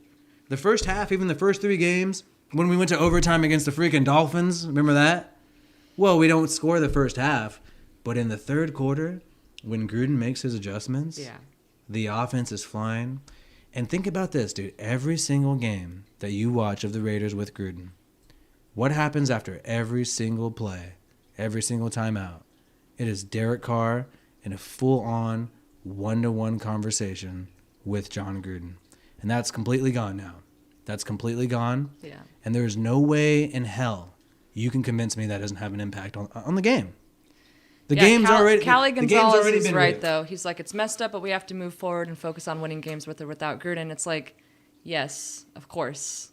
But also... we got done dirty this year, and not mentioning it at all or considering it when we're doing these like post-game recaps and trying to understand where we went wrong. We don't have our head coach anymore. What do you mean, where did we go wrong? I mean, that's not like But here's the thing. We lost this game There because of the isn't offense. one explanation for why you lose a game. There's so many things in play. There's so many other factors. But that's a huge deal. And you can't just gloss over it. And no one is talking about it because they're frankly too scared, because they don't want to seem like they're defending a racist, sexist, homophobe, etc. I mean, that's just facts. And here's the thing about this, MJR, and this goes to what I was saying earlier. The season's not over. You know, I mean, look. Do I trust the referees in a playoff game? You know, Raiders versus Chiefs? Obviously not. Do I think that the Raiders are going to make the playoffs this year? I still think we're going to make the wild card. I think they're going to want to appease us fans and whatnot. But the reason why this season is not over, because the only way that we can impact the NFL as Raider fans is to openly speak about this treatment. And the fact that we have so many Raider fans, and I understand where you're coming from. You're coming from a good place. You're coming from a place that's practical, saying let's just focus on the next opponent. Like Callie Gonzalez, good friend of ours here. We talked to him numerous times. Yeah. And I understand where you're coming from, but at the same time, you have to recognize what's right in front of you, right? What's right in front of you. And I do believe it's not over. They are going to let the Raiders go to the playoffs. It's not over. Because they have to brush this off. But they're not going to let us win in the playoffs. Unless, and then Brian Toohey has admitted this. And here's the problem with last night's game, why it is Greg Olsen and Derek Carr's fault to a certain extent, is the fact that you can persevere through rigging. I mean, It has happened before. Where you can persevere through rigging. And Brian Toohey, he is the guy. We had him right on this show. He is the rig guy. He's the guy you go to talk about this stuff. He even told us that. There's been times where they can't do it. You know what I mean? Well, remember, after this Gruden story first broke, Mike Florio, who's not a fan of Derek Carr, Jon Gruden, or the Raiders, never has been. We would watch Florio somewhat ironically just to see, like, one of our biggest haters talking mad, and I can't say it anymore. I've sworn enough tonight, but, doing what he does. And then what does he say right as this Gruden story breaks? He goes, this compromised the season. This was released in the middle of the season. This compromised the season. And here's the thing. That was like a declarative statement. Like that, he was saying like this compromised the season. I mean, I don't know if he's saying that anymore, but he was definitely speaking obvious truth then. How does this not compromise the season? No, it doesn't just compromise the Raider season though. Like it compromises other people's seasons because so many people, like so many teams. They hire people specifically to project what's going to happen to the Raiders. Yeah, the full quote, compromise the integrity of the entire season. And yes, other teams as well. And where is that at? Oh, that's just the top right here. Okay, there, so we can pull that up. Yeah. By the way, we do have a poll going on. Yeah. I believe I have started it. Oh, no, I'm going to start the poll right now. You didn't start it yet. And I want you guys, because you know what? The offense is struggling. And I think this is going to be a pretty radical poll. They're just going to say we're like focusing on the Gruden stuff too much and harping on you know it. What? And the kernel of truth to that it's is true. that if you do focus on it too much, not constructively, like just to wallow in it, yeah, you should stop. You should move on. I'm not wallowing in it though. But you have to understand that people are going to think that you are. So how do you defend yourself against that accusation? You're just wallowing and you're just cynical and you're like, well, fuck everything. I'm sorry. Forget everything. Every single game, what I'm going to do is I'm going to come on this channel and I'm going to talk about what I think impacted the game. And if you notice, against the Giants, I didn't mention it. Even though I do think it did have impact, I didn't mention it against the Giants. And against, when we were winning, I didn't mention it, right? But now, in my opinion, it was so. I just thought it had such a clear impact on the game this past game. It was a coaching duel, especially when you're going up against elite teams. When it's elite versus elite, and I think the Raiders are elite, and I think the Chiefs are elite. I think they're both elite. And in that situation, what is the turning point in the game? What tips it? Individual player performance, that's one thing, or coaching. And then people keep saying, we were outcoached. We were outcoached in this game. Well, yeah, you're outcoached because your coach is canceled and he's not even here at the game. Yeah. So I mean, I am a football fan first, no matter what. I'm not a legal expert. I'm not. Remind people how to vote in this. So it's !vote. Yeah, Nick did it right there. So Nick did it exactly right. Yeah, just follow him. So it's the !vote, no space between those, and then one space, and then your answer. And here's the thing, and I hate to say this. Willie Nostradamus. And exactly because Ed Hage. no, I mean, always funny in the chat. I predicted all this to happen, and then I was going to show the clip, but I looked really too high in the clip. It was during 420 football talk. Okay, so I was doing 420 football talk, and what I said, and then some of you guys can agree with me, which was that, hey, I said straight up that I believe the Chiefs are going to beat the Giants. The Raiders are going to lose to the Giants, and then the Chiefs will beat the Raiders. I said that would happen. It ended up happening. And I don't like to make those type of predictions, but I just felt like the media was coming forward with the Chiefs are going to make their big comeback because, you know, as an NFL fan for a long time, Yeah. what I've seen happen with the Patriots is that Brady has his big struggle. Oh, what's going to happen with Yeah. Let me see this comment. Jerry Jones, and what about Dan Snyder? Let's see all their emails.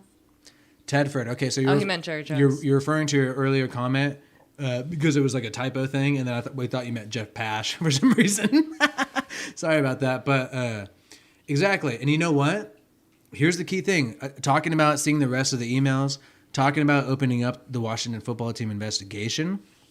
The only owner to say, "Hey, I would love to see the rest of the emails," because the owners' meeting just happened mid-October. Mid-October, they had the owners' meeting that happens, I think, every 2 years. And Mark Davis was the only owner to say he wants to see the rest of the emails. Mm-hmm. Mark Davis was the only owner to say he would like to open back up the Washington football team investigation. Jerry Jones said he thinks they've handled the Washington football team investigation just fine. Jerry Jones said he thinks they have handled the Gruden situation just fine. Jerry Jones, you know, he's a woke guy, right? Isn't he a woke guy, Jerry Jones? He seems like the wokest guy in the world, right? I'm sure he's is he trans? He might be trans. I don't know. I think I saw him at a BLM protest once. Who knows? But yeah, he was locking arms with us in front of the cops. Yeah. But I will say this, though. Goodell, the main reason for not opening up the rest of these emails and why we don't see, Daniel Snyder's emails, why we don't see Jerry Jones's emails going to what Tedford's saying is because Goodell, right here in this picture, like I have shown to you, says, hey, we're not going to release the findings because some of those who came forward asked for, I always get this word wrong. Oh, where? Sorry, I was reading the chat. What are you talking about? They asked for anonymity. It's one of those words that anonymity. I always mess that one up. Like aluminum or something. Right? Oh my God, it's so weird. Aluminium. It's like you just, instead of anonymous, you go anonymity. Very weird. All right. Anyways, though, so, and then we have Lisa Banks right here on Twitter, and this was just, this was quite a while ago at this point, half a month ago. She said, this is false. Plenty of the cheerleaders have said, hey, we don't care if you use our names. Some of them have even said, just redact our names. We're perfectly fine with that. And she represents 40 of the people involved in that investigation. Yet again, they're not interested in justice and protecting people who are oppressed or something. That is not what this is about. It's not what canceling Gruden's about. I know, but not about that. I'm just showing that, like... No, I'm agreeing with you. I'm just saying, like, yes, the cheerleaders, the people who are actually, like, wronged in this whole situation, they're using them as a cover, as a shield, to say, oh, we're protecting their privacy. No, you're not. You're protecting your own, what, which I'm not allowed to say anymore. I get it. Exactly. Yeah, we got the poll. We got 21. All right. So everybody who's anti-Gruden, you guys got to vote up, man. Vote no. Because I only have 5 anti-Gruden. I got 16 pro-Gruden, so... I think a lot of people want Gruden to come back. If you're super anti-Gruden, be sure to vote. Yeah, go to the polls. Go to the polls. Andy Reid's emails are all DoorDash receipts. That's hella funny.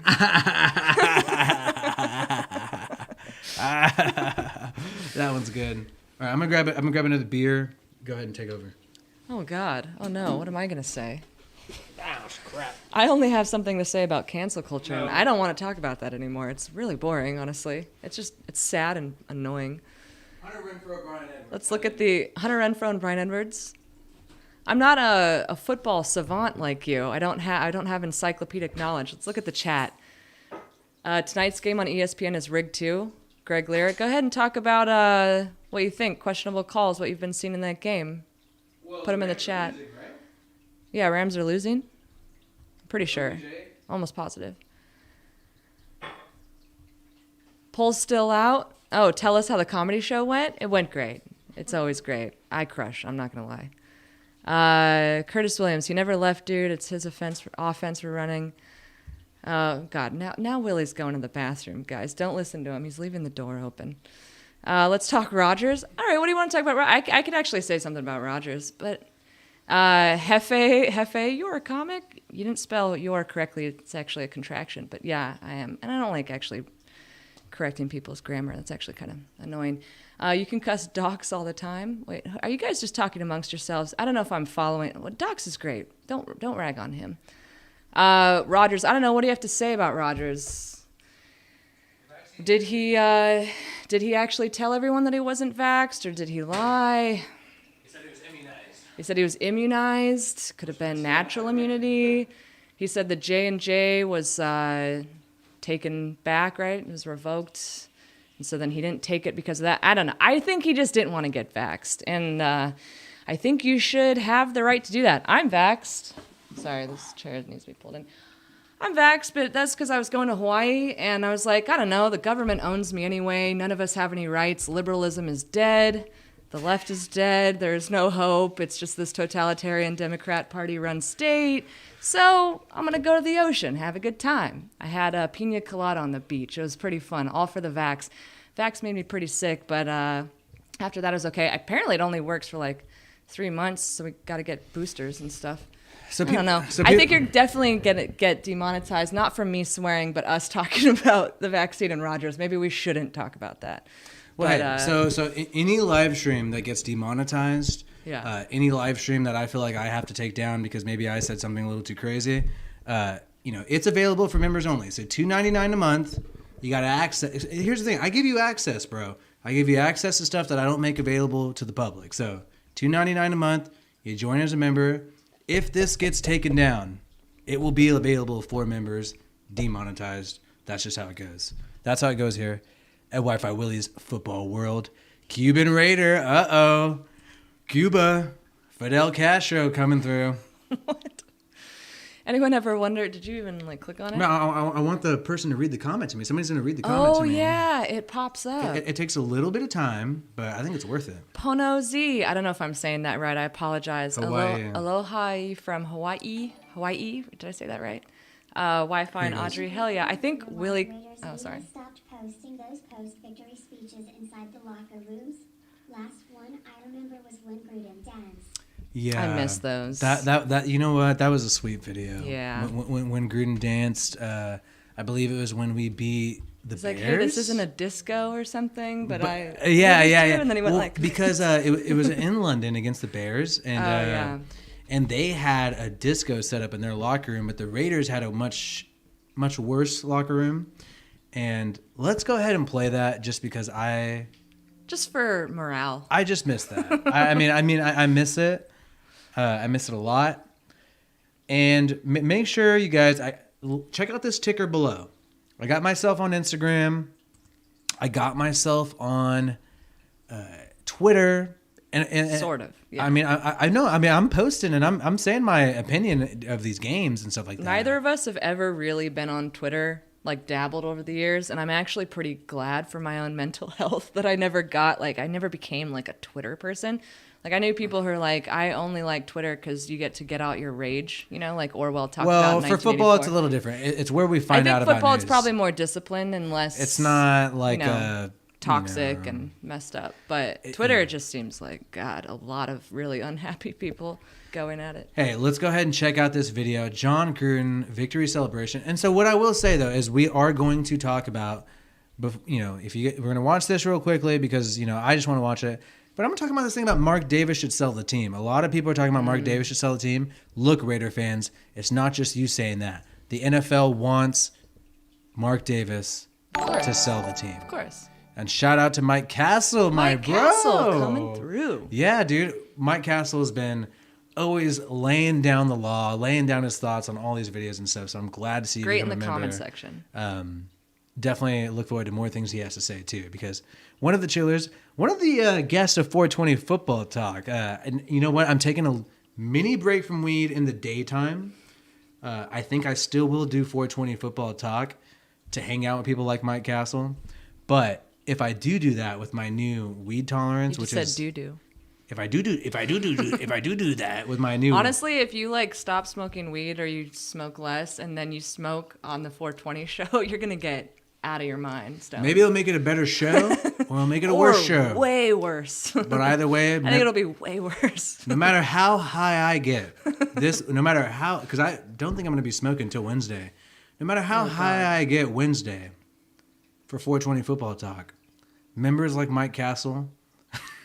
Even if my live stream is only 30 minutes because I flip out, he'll have access to that. You'll have access to that. Yep, that's what you subscribe for. That's the content you crave.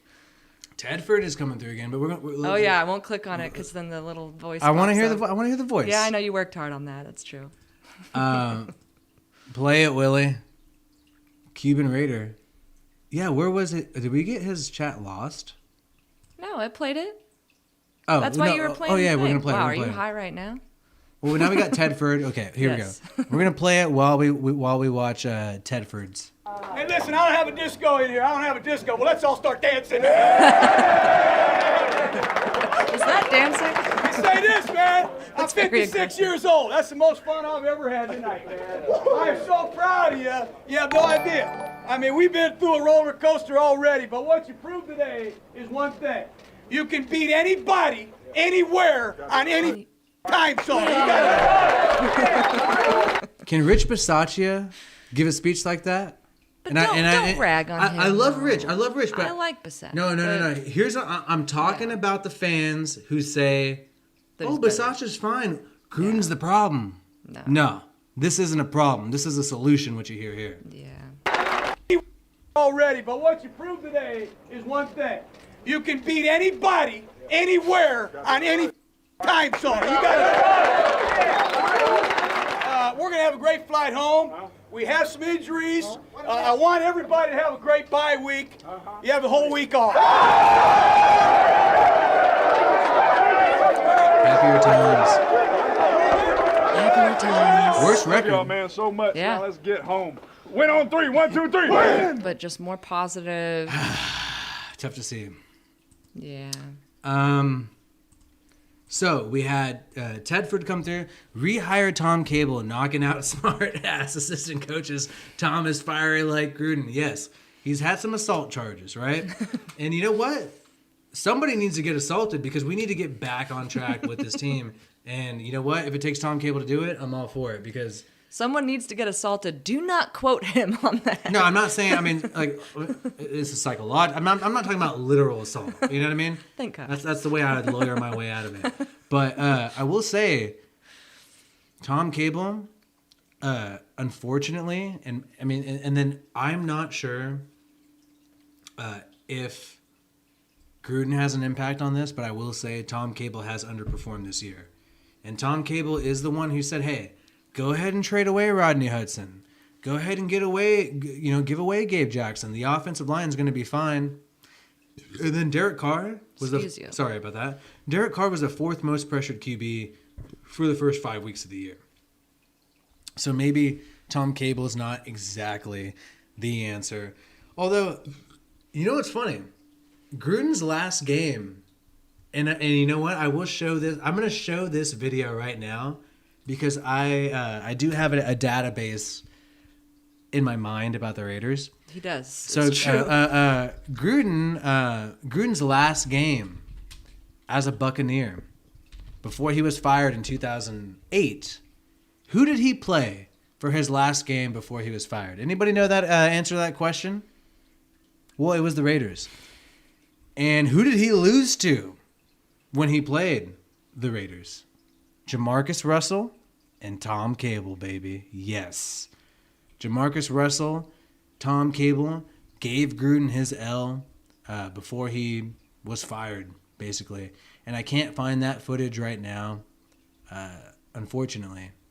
But it is out there, and maybe I'll dig that up and post that later. But yeah, Gruden's last game as a Buck was against Tom Cable, and Tom Cable took him out. Took him out. So it's pretty interesting to see. There was a new member, Jabustus. Jabustus, yeah. He was pretty heavy at the end. So Tedford said what's up, and then someone else became a member, but we lost that. Please let us know in the chat. I don't know if it was Mike Castle. Maybe it was Mike Castle. But I thought I thought I missed something. But anyways, I didn't. So, yeah. Back to what we were talking about, though, which is the fact that the NFL, should they step in and help stabilize the Raiders? Stabilize. God, that is a dystopian euphemism if you've ever heard one. Stabilize. Just take over. Just like cannibalize or something. Tedford Von Patriot. Hell yeah. Supporter. All right. No anime voice on that one, huh? No way, Willie, Cuban Raider says. No way. No, that was way. Shout out to you, Tedford, though, supporting the channel. And if we are demonetized, you best believe you got the archives for all this stuff. Curtis Williams claims he's taking over the show. No, I think Tedford's taking over the show. You know, Tedford's coming through, getting his voice heard, spitting facts, and becoming a member. Because he wants these archives, bro. Join a member, support this channel. Because here's the thing. I'm not stopping here. I've been doing this channel. You know, sometimes I'll do a live stream. Yeah. And I'll have like 20 people. Oh, yeah. I've had like 20. He's had like 12 people. 40. Yeah. You know, but you know what I do? I still do my time. Because you know what? I love doing this. I just like talking about. I just like talking about the Raiders. And one thing too is that I usually prepare. Like I usually have slides like this, and so even if I have very few people show up, I have so many slides prepared where I'm like, you know what, I'm doing this shit because I already got my slides, so I'm going through with this one. You know, Hey, how do you become a member? Oh man, you know this is an interesting question. You basically have to click on the link in the description, but I will pin this link in the chat. And you know what?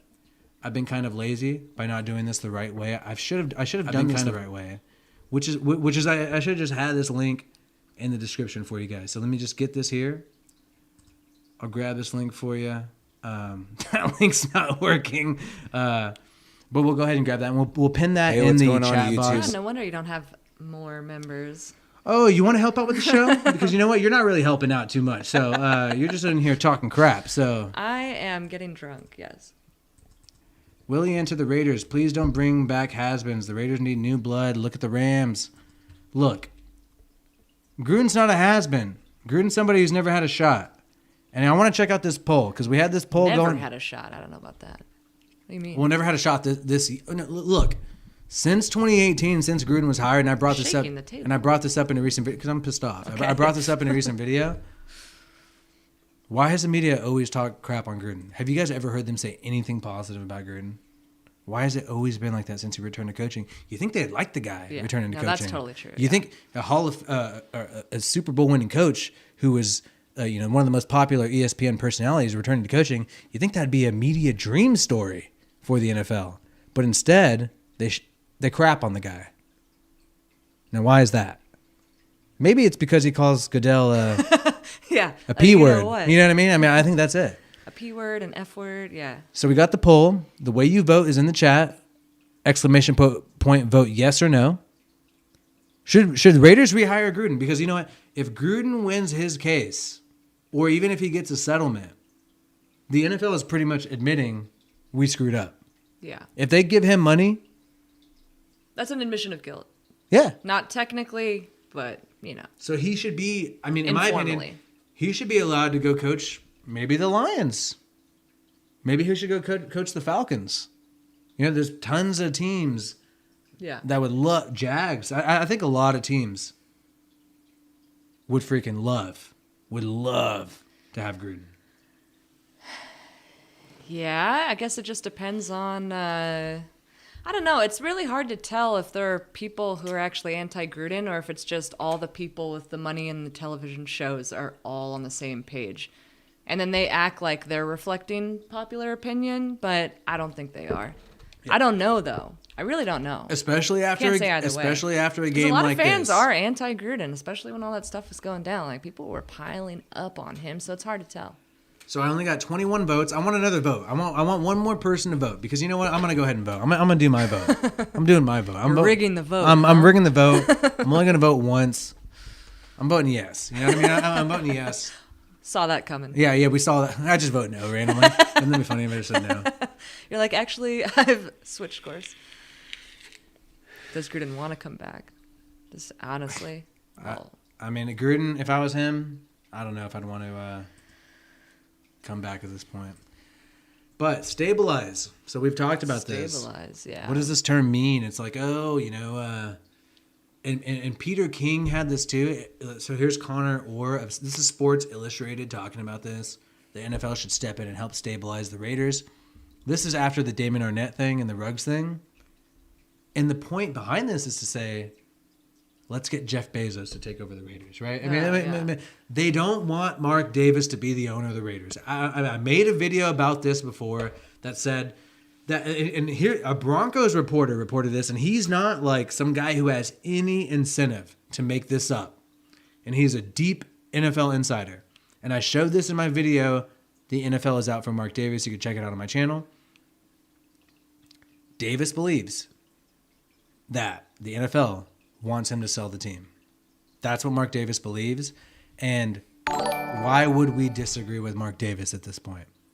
Cuban Raider. Hell yeah. Wanted to know how to be a member, and he signed up for it. Appreciate you. I do want to get a Cuban cigar from you at one point. I could smoke some cigarettes. Maybe I can handle a cigar. I don't know if you could.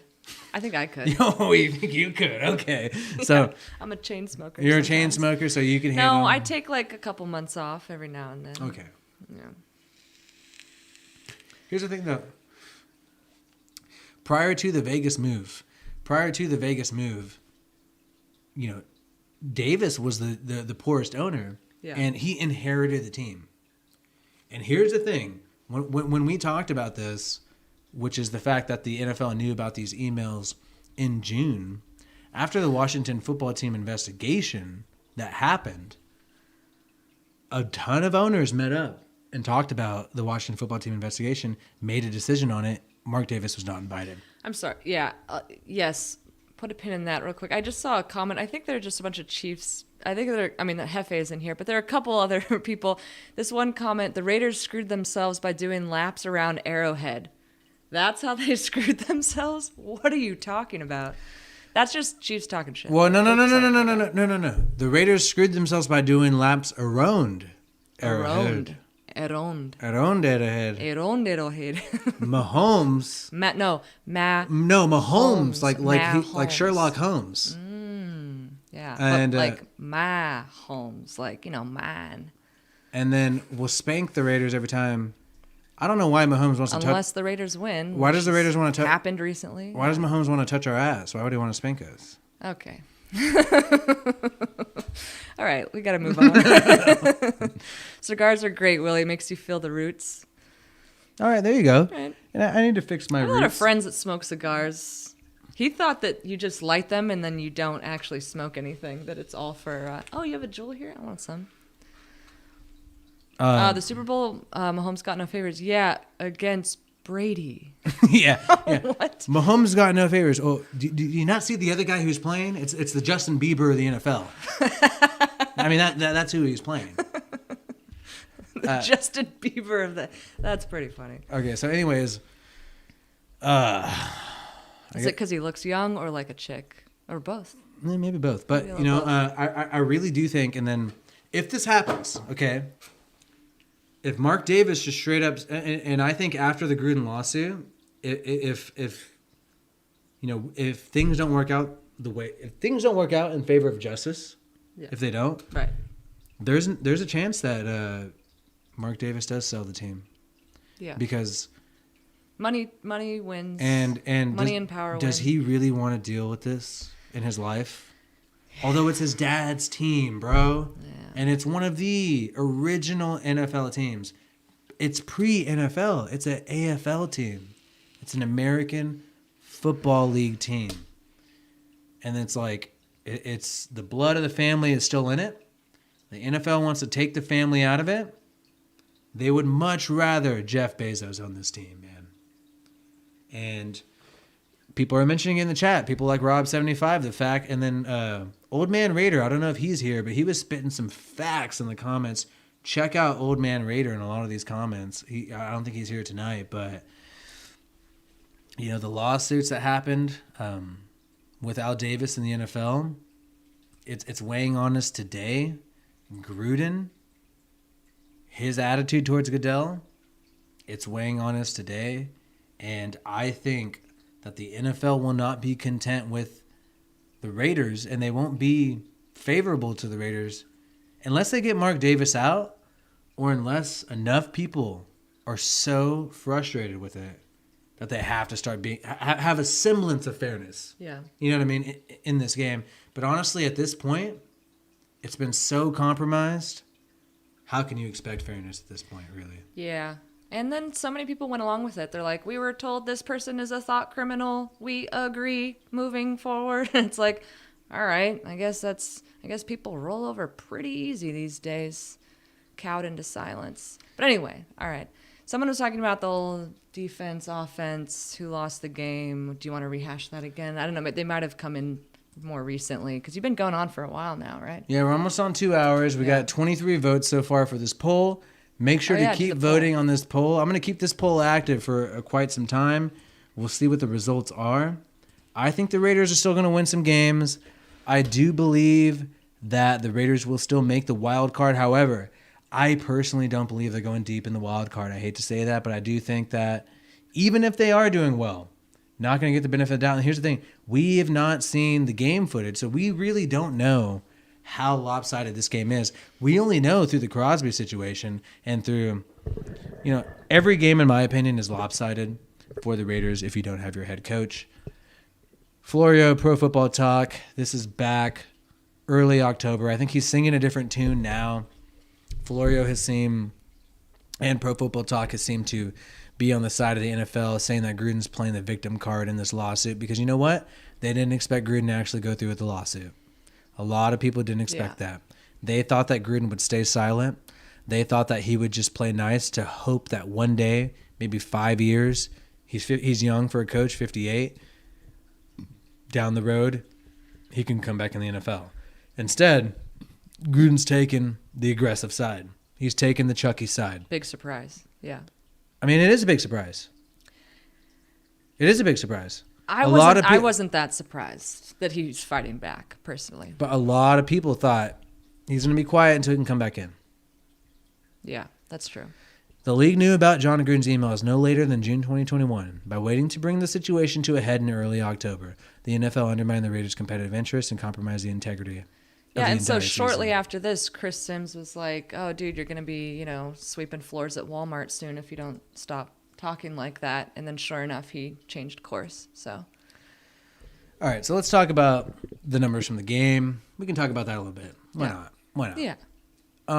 We also should come up with more positive stories to counterbalance the negativity. Well, I did have a positive story, of which is the reality. fact that Max Crosby is still doing really well. Yeah, I know. I love Crosby. But I felt like I felt for him in that press conference. The guy tried to bait him with the first question. so horrible grades offensively. Besides Brian Edwards, he was actually doing really well Yeah, most he of the had a game. couple I will really say good- that about Brian Edwards. Yeah. He picked up some pretty good numbers in this past game, and there was that post route for a first down. There's plenty of plays that I can remember just off the top of my head where I was like, wow, this guy's open, man. He's making some plays. And let's take a look at some of the receiving numbers for Brian Edwards in this game. Looks like it was 3 receptions, 3 targets, so 100%. That's really great. You got a 75.6 PFF grade. And then, based off this, your yardage is pretty nice. You know, you got 88 yards, almost going over 100 yards in receiving for Bryan Edwards against Kansas City. His second highest of the year, 89 yards against Miami. So Bryan Edwards actually very quietly having his second best game of the season so far. But unfortunately, wasn't enough. Got drowned out by all the other stuff. Wasn't enough. Wasn't enough to really Yeah. get it going. But shout out to him. I'm glad he's healthy this year. I hope he can really make an impact because you know what? We need a number one receiver. We don't have a number one. Darren Waller's not a wide receiver. And you know what I've seen that has changed a lot for me is the fact that Darren Waller, how come he's not lining up at receiver anymore? When Gruden was the coordinator and still part of the team, you saw Darren Waller lined up at the slot at receiver, lined up sometimes as a wide receiver, straight up wide left or wide right. Moreau comes in as tight end. We haven't seen that. We see Darren Waller just stuck to his same tight end spot. That's not when he was the most productive. When he was the most productive under Gruden is when they moved him around, and they're not moving him around anymore. And it's very unfortunate. I will say that. Didn't he swap jerseys with Kelsey at the end of the game? Yeah, he swapped jerseys with Kelsey. Well, what do you think about that? I don't know. Sportsmanship, all right, it's fine. They're both great players, honestly. Kelsey, he was. What's the about? I like every time I see Kelsey get wide open, I always ask myself, how is he able to get wide open? Yeah. And then I watch the replay, and he's shoving the S he's out of the cornerback. Not playing clean all the time, obviously. I mean, if you're able to just straight up shove somebody away from you when you're running your route, you are going to be open every single time. Okay, but that block and then pass where he caught that pass from Mahomes after blocking Crosby, that was kind of like if it was reversed, right? If the shoe was on the other foot and that was something that happened with the Raiders, like you'd be cheering that. I don't know. Yeah, but you want to know what that was on, why that was so great, and why that was able to happen, is because the coordinator called the play. You know, and the coordinator game planned that play. You don't have anybody like Andy Reid on your sideline anymore who could think of these plays. Yeah. 25 votes, 19 yes, 6 no. Should Raiders rehire Gruden? All right, we got a good crowd here. Shout out to all you guys here. We have a, 100 and something? It's okay if you disagree with us, of course, and we disagree amongst ourselves, but I'm happy to see Gruden fans. It makes me feel good. 128 people here. Diversity opinions, that's fine. Yeah. Yeah, and even Chiefs fans are fine here. Yeah, Chiefs We're fans. pretty tolerant. How does Olsen not know how to use him if he's the one who found him and told Gruden? I don't understand. I mean, honestly, we can't do down the street. Appreciate you, bro. I don't know, man. I mean, like, we've clearly... Oh, yeah, Kelsey pushed off a lot. Multiple times. That's exactly what I was saying. Yeah. And where is it? There you go. Exactly. No, he doesn't. So, anyways, though... Take that one off. Anyway, go ahead. Here's the thing, though. I think Greg Olsen doesn't have the same relationship with Carr that Gruden had with Carr. And that comes with criticism and being a hard ass. Like, there's nobody to call Carr out. There's nobody to look at Carr and say, you're messing this up. You're screwing this up. You got to get it right. There's nobody to do that anymore like we used to have. We've seen Gruden shoo Carr out on the sideline. Now we're in a situation where all these coaches have less job security than Derek Carr. Derek Carr has more job security on the team than Greg Olsen and Rich Bisaccia. That's a recipe for disaster. I'm just going to tell you that. That's like some Aaron Rodgers, Matt LaFleur. We thought that would happen, but it turned out that it was like, Matt LaFleur actually has some decent job security, so I don't know. Rob Cloyd's going to bed soon, East Coast time. Yeah, it's almost 11 there, right? You guys are great. There's a lot of people that come through and all the different shows. Even if you don't see me up here, I'm always seeing you guys in the chat, and we got a bunch of great people who always come through. Happy to see you guys. Well, it is unfortunate, but let's not forget, there's still a lot of games left. And, I mean, just for the players' sake, I don't. I mean, I know we're talking about rigging and all this stuff, and the unfortunate things that are happening. But I will say that I am hoping for success for the Raiders. I do think it's totally possible for them to, win a lot of games. They have a tough schedule coming up. Colts, Chiefs again. Yeah, it's gonna be Chargers, Broncos, the whole division. Then you're playing the Browns, playing the Bengals. That's not easy. It's going to be really tough.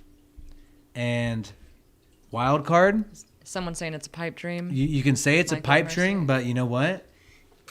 You never know. A lot of things are pipe dreams. The Niners are what? They're beating the Rams right now? Isn't that a pipe dream? What's the score right now?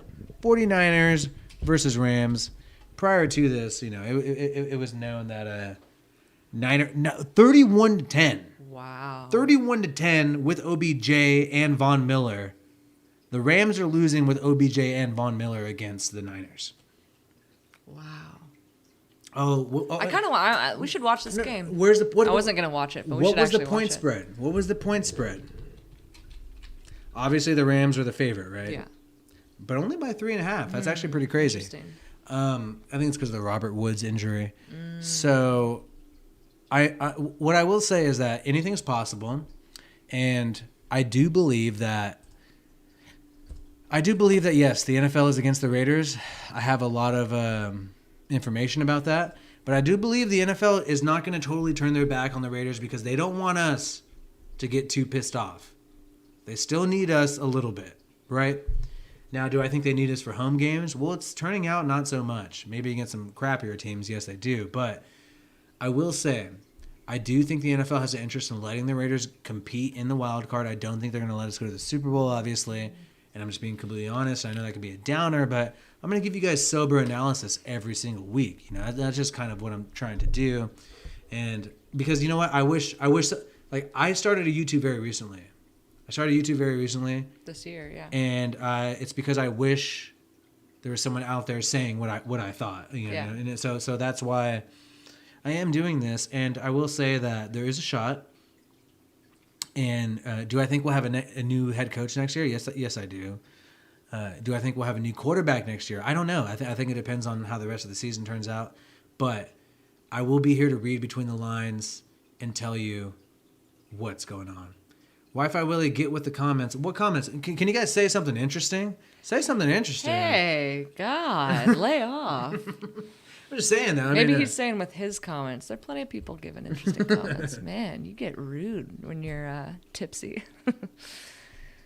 I don't know which comment you're talking about, though. I don't know. Send a super chat if you want us to see it easier. No, but people are saying some things like... but yeah, so they're all saying the season's over. Look at Callie Gonzalez's comment, though. Which one? This one? Yeah, this one's a good one. Yeah. We can still win the division only a half a game out. Remember last season, if you were to say a half game from the Chiefs, you would be happy. So let's effing go. And I do agree. At the end of the day, I know it's tough. And you know what? We're going to pay. Here's what we have to do as fans.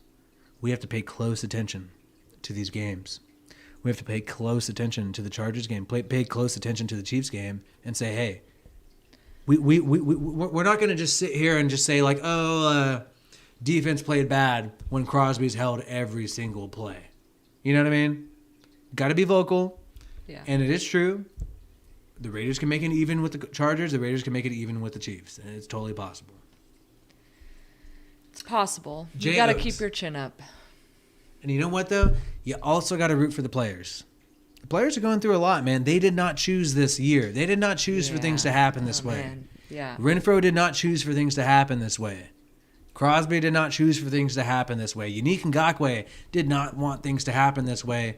Darius Philon said he mainly joined this team because of Gruden. And I know I don't want to bring that.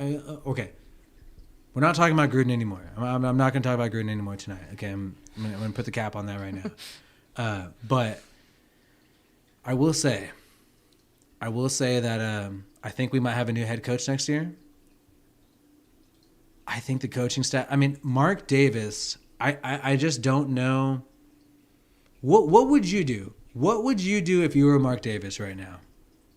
What would you do with the team? Would you sell the team? How would you handle the NFL? And remember, This is not just the Gruden thing. This is not just Crosby being held. Denzel Perryman, like I mentioned earlier, fined the most money for on-the-field play since probably Perfect. I mean, since 2019, so I figured they mean Perfect. Okay. All right. Yeah, Michael Mercier said we have a bad admin. I don't know what's going on.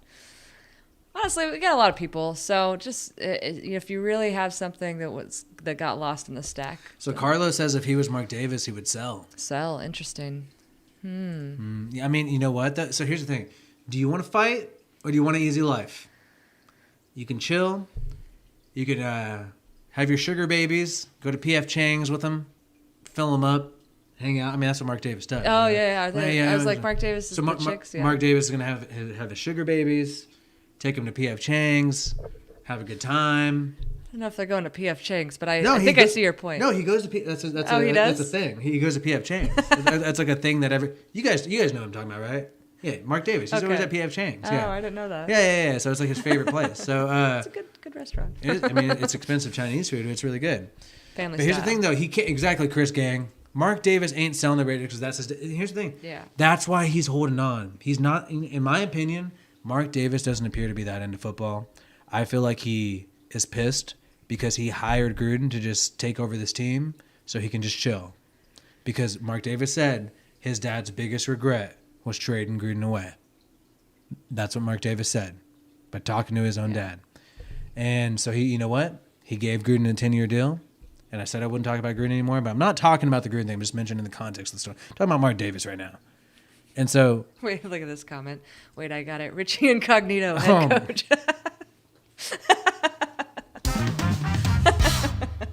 That's a comment of the night. That's a good one. Yeah, then everyone's going to get canceled. Yeah. Yeah. Try canceling Richie Incognito. You cancel him, he'll show up the next day. Earlier. He'll forget everything he'd said. How bad? Anyway. Yeah. All right. Yeah, Goodell, do you want to stare at Richie Incognito and tell him he can't be the coach? I don't know. I think you could be the owner at this point. I mean, I'd be kind of scared. David Carr, head coach. David Carr, head coach. That's not serious. Yeah. I really do think... Bezos is looking for a team to buy, yeah. I do think Derek Carr would make a great coach. He wouldn't show up. He'd be incognito. Oh, perfect. Alley-oop. That's pretty good. Yeah. Good. No, I do think Derek Carr would be a good coach, though. Because, I think he's a really inspirational guy, man. He's a good speaker. I mean, and that's the thing. People are talking about, the game plan and all this stuff. Yeah. Why losing Gruden matters is because you don't have the speaker. You don't have the motivational speaker. Yeah. That stuff matters, dude. You need a strong leader. You need somebody to freaking talk greatness into you. You know what I mean? Like, what was it? Was it Crosby? I think it was Crosby who was saying, this was a few years ago, where he was saying that, did you expect to, do this well? He said Gruden was always talking into my ear, saying, yo, you can be really great, man. You can be awesome. You can be the best. Yeah. Blah, blah, blah, blah. You need somebody like that, a freak show, a psycho, to inspire amazing irrational confidence into yourself, where then you could prove them right. You can prove them right when you have so much faith in yourself. Yeah. You can do crazy things. Yeah. All right. Stop talking about Gruden. Stop talking about head coach. No more. Next topic. Are you wrapping up? What are you doing? I don't know what your plan is with this. Well, I've been going live for about 2 hours. It's been 2 hours. Holy crap. Thanks everyone for sticking around. But I mean, what does Raider Nation want to talk about? I mean, I'm down to hang out and talk all day. I mean, if Raider Nation has something's on their mind, but we should probably maybe NFL should get replaced by the Squid Games, green light, red light. I would watch it. Oh my god, Ew. It already is. And Cynthia, whatever, Cynthia, we'll look the other way on that one. Mark Davis got a new stadium to fill with tourists who flock to Vegas. Vegas's market is not a big market on its own. Thus, any fans who come there to watch are mostly likely to be casual fans. I think it is it's a tourist trap. Yeah, it's true. Yes. It's also a great place to go if you're in the visitor team. Obviously, you talked about that earlier. Yeah. Well, I'm getting acid reflux 25 votes. The vast majority say they want Gruden to return. But I think it's just because of my channel, and I'm sorry for burping. But you know what? We're all, I got health problems, okay? So you want me to apologize for my health I problems? think you I have don't think GERD. Early so. onset Yeah, I got GERD, yeah. Vince McMahon as well. Clown shows and circuses. Yeah. Let's get a Yeah, did you do... Oh, there's the poll results are up there. Oh, you already put that up. Okay, cool. So we'll close the poll. 25 votes. And I opened it again on accident. Okay, There's cool. a lag. There's a lag. You can no longer vote in the poll. Well, we covered a lot tonight. Are you going to be doing your 420 Raiders show this week or no? So I think I'm going to do 420 Raiders show on Wednesday. Tomorrow there might be some interesting news going on. So I might do this same show, probably only an hour-long show tomorrow. And I want to have some content coming out. I think I will clip up some of this and release it on Wednesday. And are you guys comedians? Yes, we are. Yeah, Boy George Strait. Yeah, let's highlight his comment. I love this comment. Yeah, can you read it because my voice is going? Yeah. Do you really think Bisaccia is the best leader of men Mike Mayock has ever seen? Do you? Right. So And Mayock no is a disrespect to cheeseball. Bisaccia. No disrespect to Bisaccia. He's a ride or die with Gruden, but he's just in a sad position. He's not. I don't think he ever wanted to be in this position, honestly. I think it's sad all around. But, we could all act like, oh, yeah, he's so much better than Gruden, and just have Stockholm Syndrome with cancel culture. And that's why it's so great that we played that locker room speech. And then we were saying, like, why don't we have these locker room speeches anymore? He's very quiet, very sleepy. And then even when Gruden was here, we didn't have any videos of those locker room speeches. I would love to see the locker room video of the Ravens game. That would have been amazing. It was such an emotional game. And we don't have it. And maybe we don't have it because of Bisaccia. Maybe we don't have it because of COVID. That's an excuse, but... Bisaccia, I like that. It's unfortunate, man. He's just in a sad position, honestly. I don't have any ill will towards him. Of course not. Why would you? But it sucks. Now, so one thing I would say about this EC Everett is, like, I think we need to get out of the habit of media personalities automatically being qualified to be a part of our team. Louis Riddick would only, I don't think he would be a good GM. There's no reason to think he'd be a good GM because he's not like Mike Mayock. Well, Mike Mayock is a little different than Riddick, where Mayock actually did the draft projections, which is a lot more difficult than just, giving your opinion on NFL Network, right? So I think that's why Mayock, had the credentials to get the job instead of somebody like Louis Riddick. Okay, so Raiders 805 was saying, shout out to 805, by the way. Are you Central Coast? I went to Cal Poly Slow. Tony Dungy was very quiet. He has a Super Bowl. Yeah, no one's saying like Bisaccia is like a bad coach because he's quiet. Like that's not like the logic here. It's not about being quiet. Yeah. It's not about being loud. You know what it's about? It's about Belichick's quiet. It's about being inspirational. Yeah. And it's about being motivational. Especially at a time like this for the team and what they've been going through. Dude, with the Ruggs situation. These are young guys. Like, think about it. They're younger than us, most of these people. Like, most of us, like, what? You're almost 30. Like, these are, like, 22-year-olds, 23-year-olds. Like, these are young people. They're in the NFL. They're overwhelmed. They suddenly have a bunch of money. They're overwhelmed by stimuli.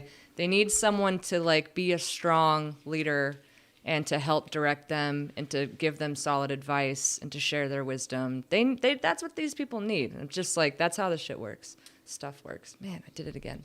And yeah, I'm not hating on Bisaccia or Bisaccia.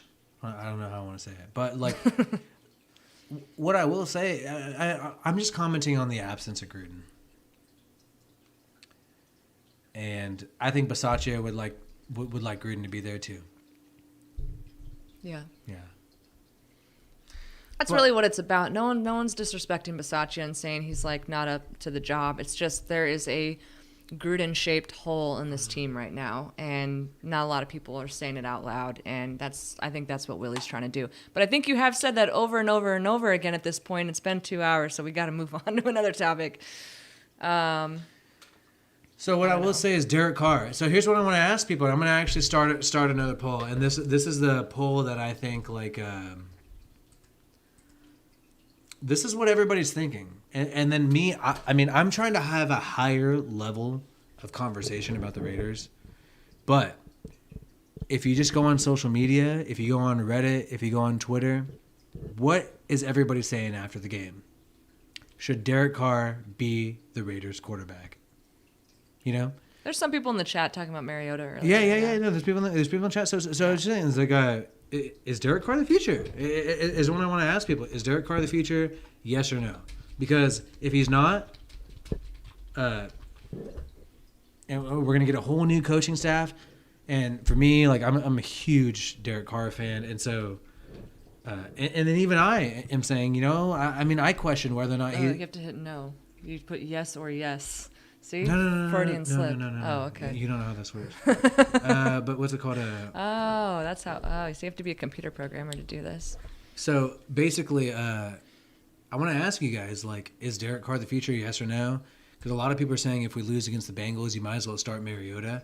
Yes, there's an argument for that. There is an argument for that.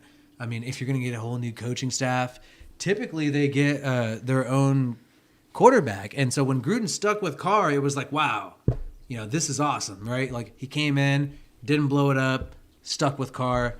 But now you got a whole new coaching regime that is likely going to happen next year.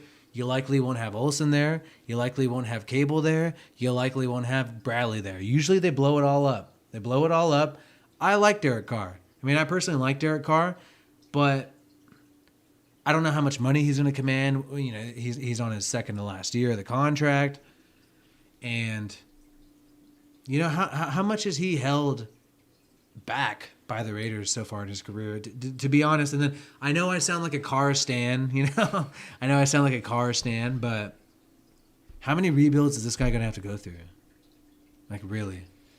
Before he just says... He's never had a solid squad in his whole career. No, he hasn't. Yeah. But he's always had loyalty to the Raiders, never left. Yeah.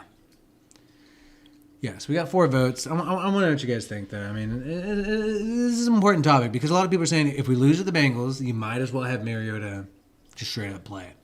Because there are moments when, you know, Carr does a read option and he's obviously going to hand it off to Jacobs. There are moments like that which are frustrating. And then sometimes you see the lanes perfectly open for him to run, and then he doesn't run. And look, you don't have to be a mobile QB to be successful. Brady, Matthew Stafford, Aaron Rodgers, he's not mobile. He's more of a, you know, extender, right? There's tons of successful QBs who are not mobile today. So, you know, Derek Carr doesn't necessarily have to be mobile, but like how much fans would prefer a mobile quarterback at some point. You know, people see Issues is right though. The one time he had a squad, the NFL blew it up for him. That's true. Sorry, I cut you off. Go ahead. Oh, is this a good comment? Yeah, it's pulled up. Yeah. He will retire if traded. We'll see. I mean, I don't think he'll ever get traded. It's too late to trade him too. Carr has a great arm. I do agree. Yeah, if you can win with Stafford, Cousins, or Goff, you can build around DC. I agree.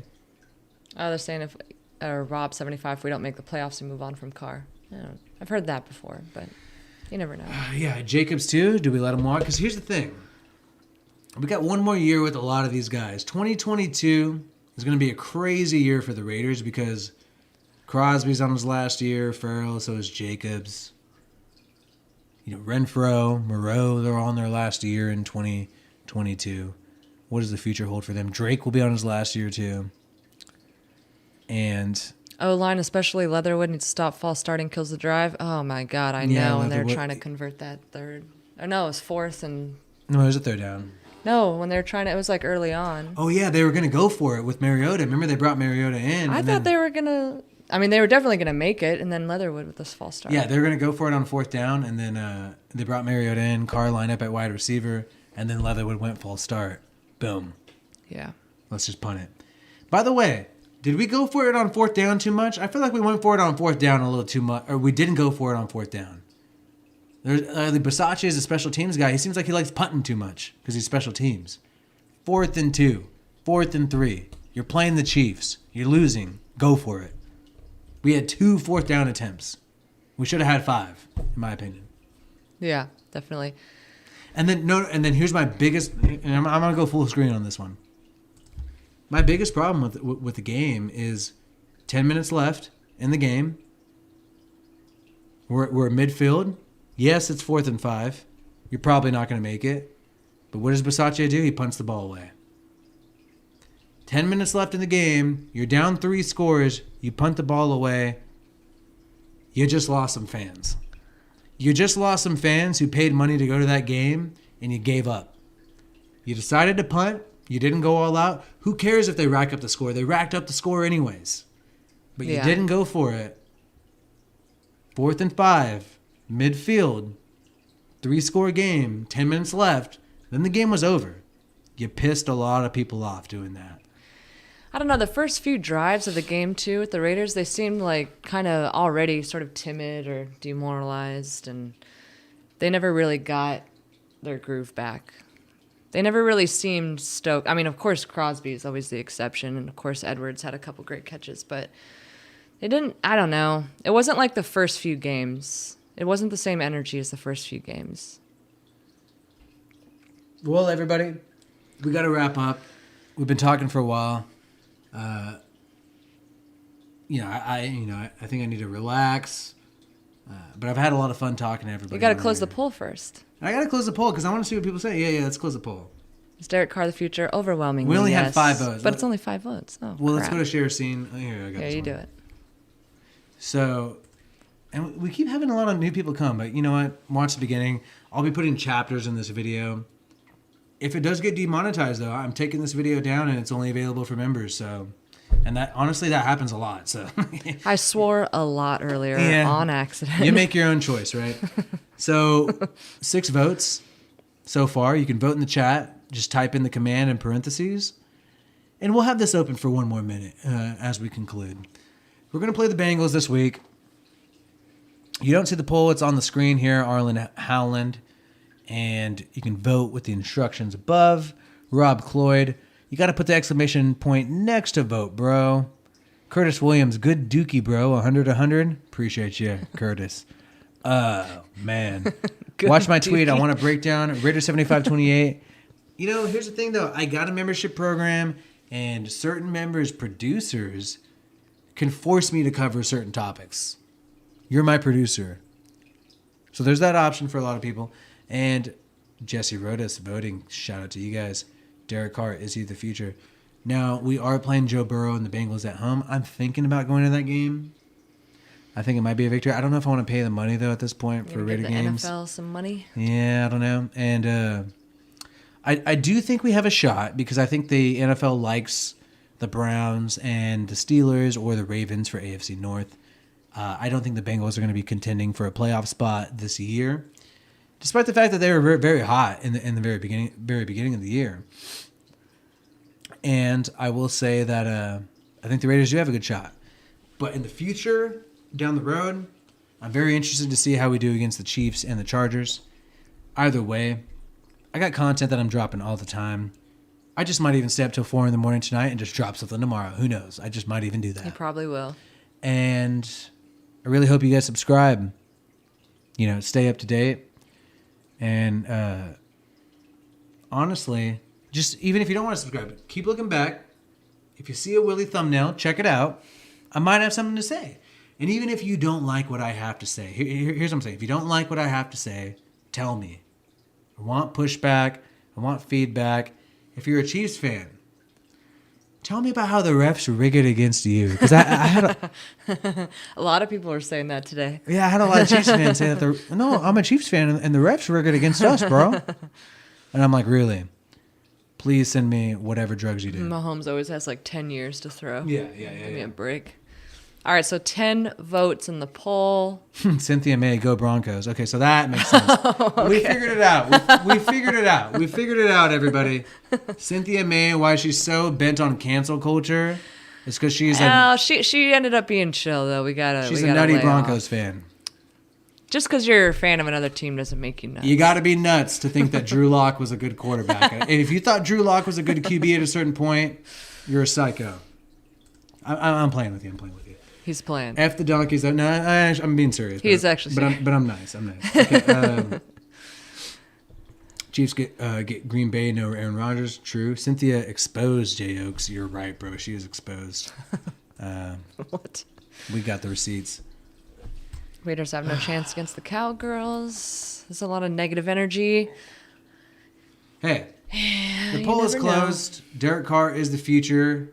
Winning by a large margin. Winning by at least 4 votes out of 10. And, yeah. Look forward to it. Look forward to hearing from you guys, though. And if you haven't seen my video on the Crosby holding thing, I mean, I showed a bunch of photos that I didn't show tonight. Yeah. So check that out. And also about Gruden, check that out too. I actually think I went into more detail here, but it's still an interesting video. And if you haven't seen any of my Dark Side of the NFL playlist, I mean, please watch the Brian Toohey interview. Please watch all this stuff. I mean, it's really interesting. Yeah. Any closing thoughts from the chat that you think is pretty interesting, or what? Or should we just get out of here? I don't know. Michael Mercier, he seems like he's complaining a lot. But whatever. Yeah, not negativity, just honesty. I don't know. Some people, it's very manic depressive, right, with this team. So it's like people are on cloud 9 when they win, and then when they lose, and then also you talk about the darker side of things. So, this is something to always keep in mind with Willie. He will always be completely sober and honest. Well, not necessarily literally sober, but most, intellectually. When it comes to commentary on the games, on the players, on politics around all of it. I believe our O-line lost us the game. All right, O-line. Really okay. about gaming. He'll always be fair. I do disagree. He'll talk about that in a sec. He'll always be fair, but you try to keep it positive. Because even if the season's technically over and you think they're not going to win any games, definitely wild cards, a pipe dream. It's not a pipe dream. It's not. And, you got to stay positive. And you have to be a combination of realistic, and maybe it sounds kind of cynical sometimes, but also positive and just for your own sanity, really. But I get that Michael Mercier, respect for both of you having a chat. Thank you. Have a good night. No positivity for Raiders. All right. I understand where you're coming from. I'm not trying to talk sh_t on you. I need a good substitute for that word. Don't have closing any thought yet. on this though. Yeah, what are your closing thoughts? Now, John Simpson had the bad play. We were not able to run the ball that well, but I think we were not able to run the ball. And then Ray the Table side to me with this. We weren't able to run the ball because we're losing. Because we're going 3 and out. You can't run the ball when you're going 3 and out. Yeah. And you know what? When you want to run the ball, you're gonna have some 1-yard gains, some 2-yard gains. That's how running the ball goes, right? And I think our O-line actually had less pressures that they gave up in this game compared to the first 4 weeks. The first 4 or 5 weeks, Derek Carr was the 4th most pressured QB, and he still did great. And in his past few games, he hasn't been pressured as much. Now, the 420 show. People are asking about this, Cuban Raider and some people. Wednesday at 420 football talk, we will be smoking. This video will not be publicly available after it's live because I am literally openly smoking weed on the video. And honestly, you're not Doug Benson. And I actually have a way lower tolerance now, so I might actually even you don't need to apologize, Michael flip Mercier, out. for being negative. You don't need to apologize. I understand where you're coming from. Trust me. You ever seen someone who needs Lexapro, especially after Deshaun Jackson lateraled, or it looked like he lateraled to the Chiefs defender? I get it. And I've been a fan girl or whatever for quite a while. He's been his whole life. Me vicariously through him for the last, 5 years, whatever it's been. Well, but anyway, we do have to sign good off. night to everyone who has to leave. Also, thanks for stopping by. I am losing my voice. He is losing his voice. Shout out to you guys, though. I need to keep my voice healthy because I want to keep making more content. Hefe, glad you're here. Hopefully you become a member. I want one Chiefs fan to be a member of this channel. That's what I want. No. I want one Chiefs fan to be a member of this channel. So hopefully we recruit Hefe along the way. Tedford, 46 years, bro. Hell yeah. He said, lol, never thumbs down. Well, I guess he was here the whole time. So thanks for hanging out. Carlos M, how many sacks will the defense have next week? Over or under? Based. I mean, they should have. I would take the under. But I think because of the public scrutiny, because of what we do here, complaining about Crosby and Holding, this channel talking about it, no one else is really talking about it. You don't see. I mean, it's only my video, or else you're gonna really find out about that. Yeah. Or you can find out about it, but like a real video promoting that idea, just here. So, I will say that over and under, I would take the over. I think we are going to get a lot of sacks against the Bengals because the NFL and the refs are going to be worried about the public scrutiny over the Max Crosby holding situation. So I would take the over. It's a risky bet, but I would take the over. And I think the odds would be in your favor because most people would take the under. So I'm going to take the over on 3 sacks next week. I will take that. And hey, we'll come back to this video and see if we were right. Yeah. Yeah. Yeah, we will. Yeah. You have a tendency to do that. All right. Yeah, that depends if they don't hold. Yeah, exactly. Yeah. Yeah. Yeah. Oh, Tedford. Jamarcus, he could have been the GOAT. Dude, I watched Jamarcus Russell at LSU. I was a Notre Dame fan at the time. I watched him go against Notre Dame in the Sugar Bowl. And boy, was I stoked when we got Jamarcus Russell. I believe I was in high school still. And then he stopped dieting. He got a little overweight. A little more than a beer weight, I'll tell you. All right, well, thanks for stopping by, we have so many people here, I and, just don't want to say bye. But I think for health reasons, we got You've been in the process of saying bye for like the last half an hour. And people are still hanging out. A lot of people left, though. Only like 50. Well, make up your mind. We are signing off. But thanks for stopping by. It's been fun. Yeah, thanks for stopping by. Cheers, you guys. And you know what? Be on the lookout for more stuff. Hell yeah. See you guys.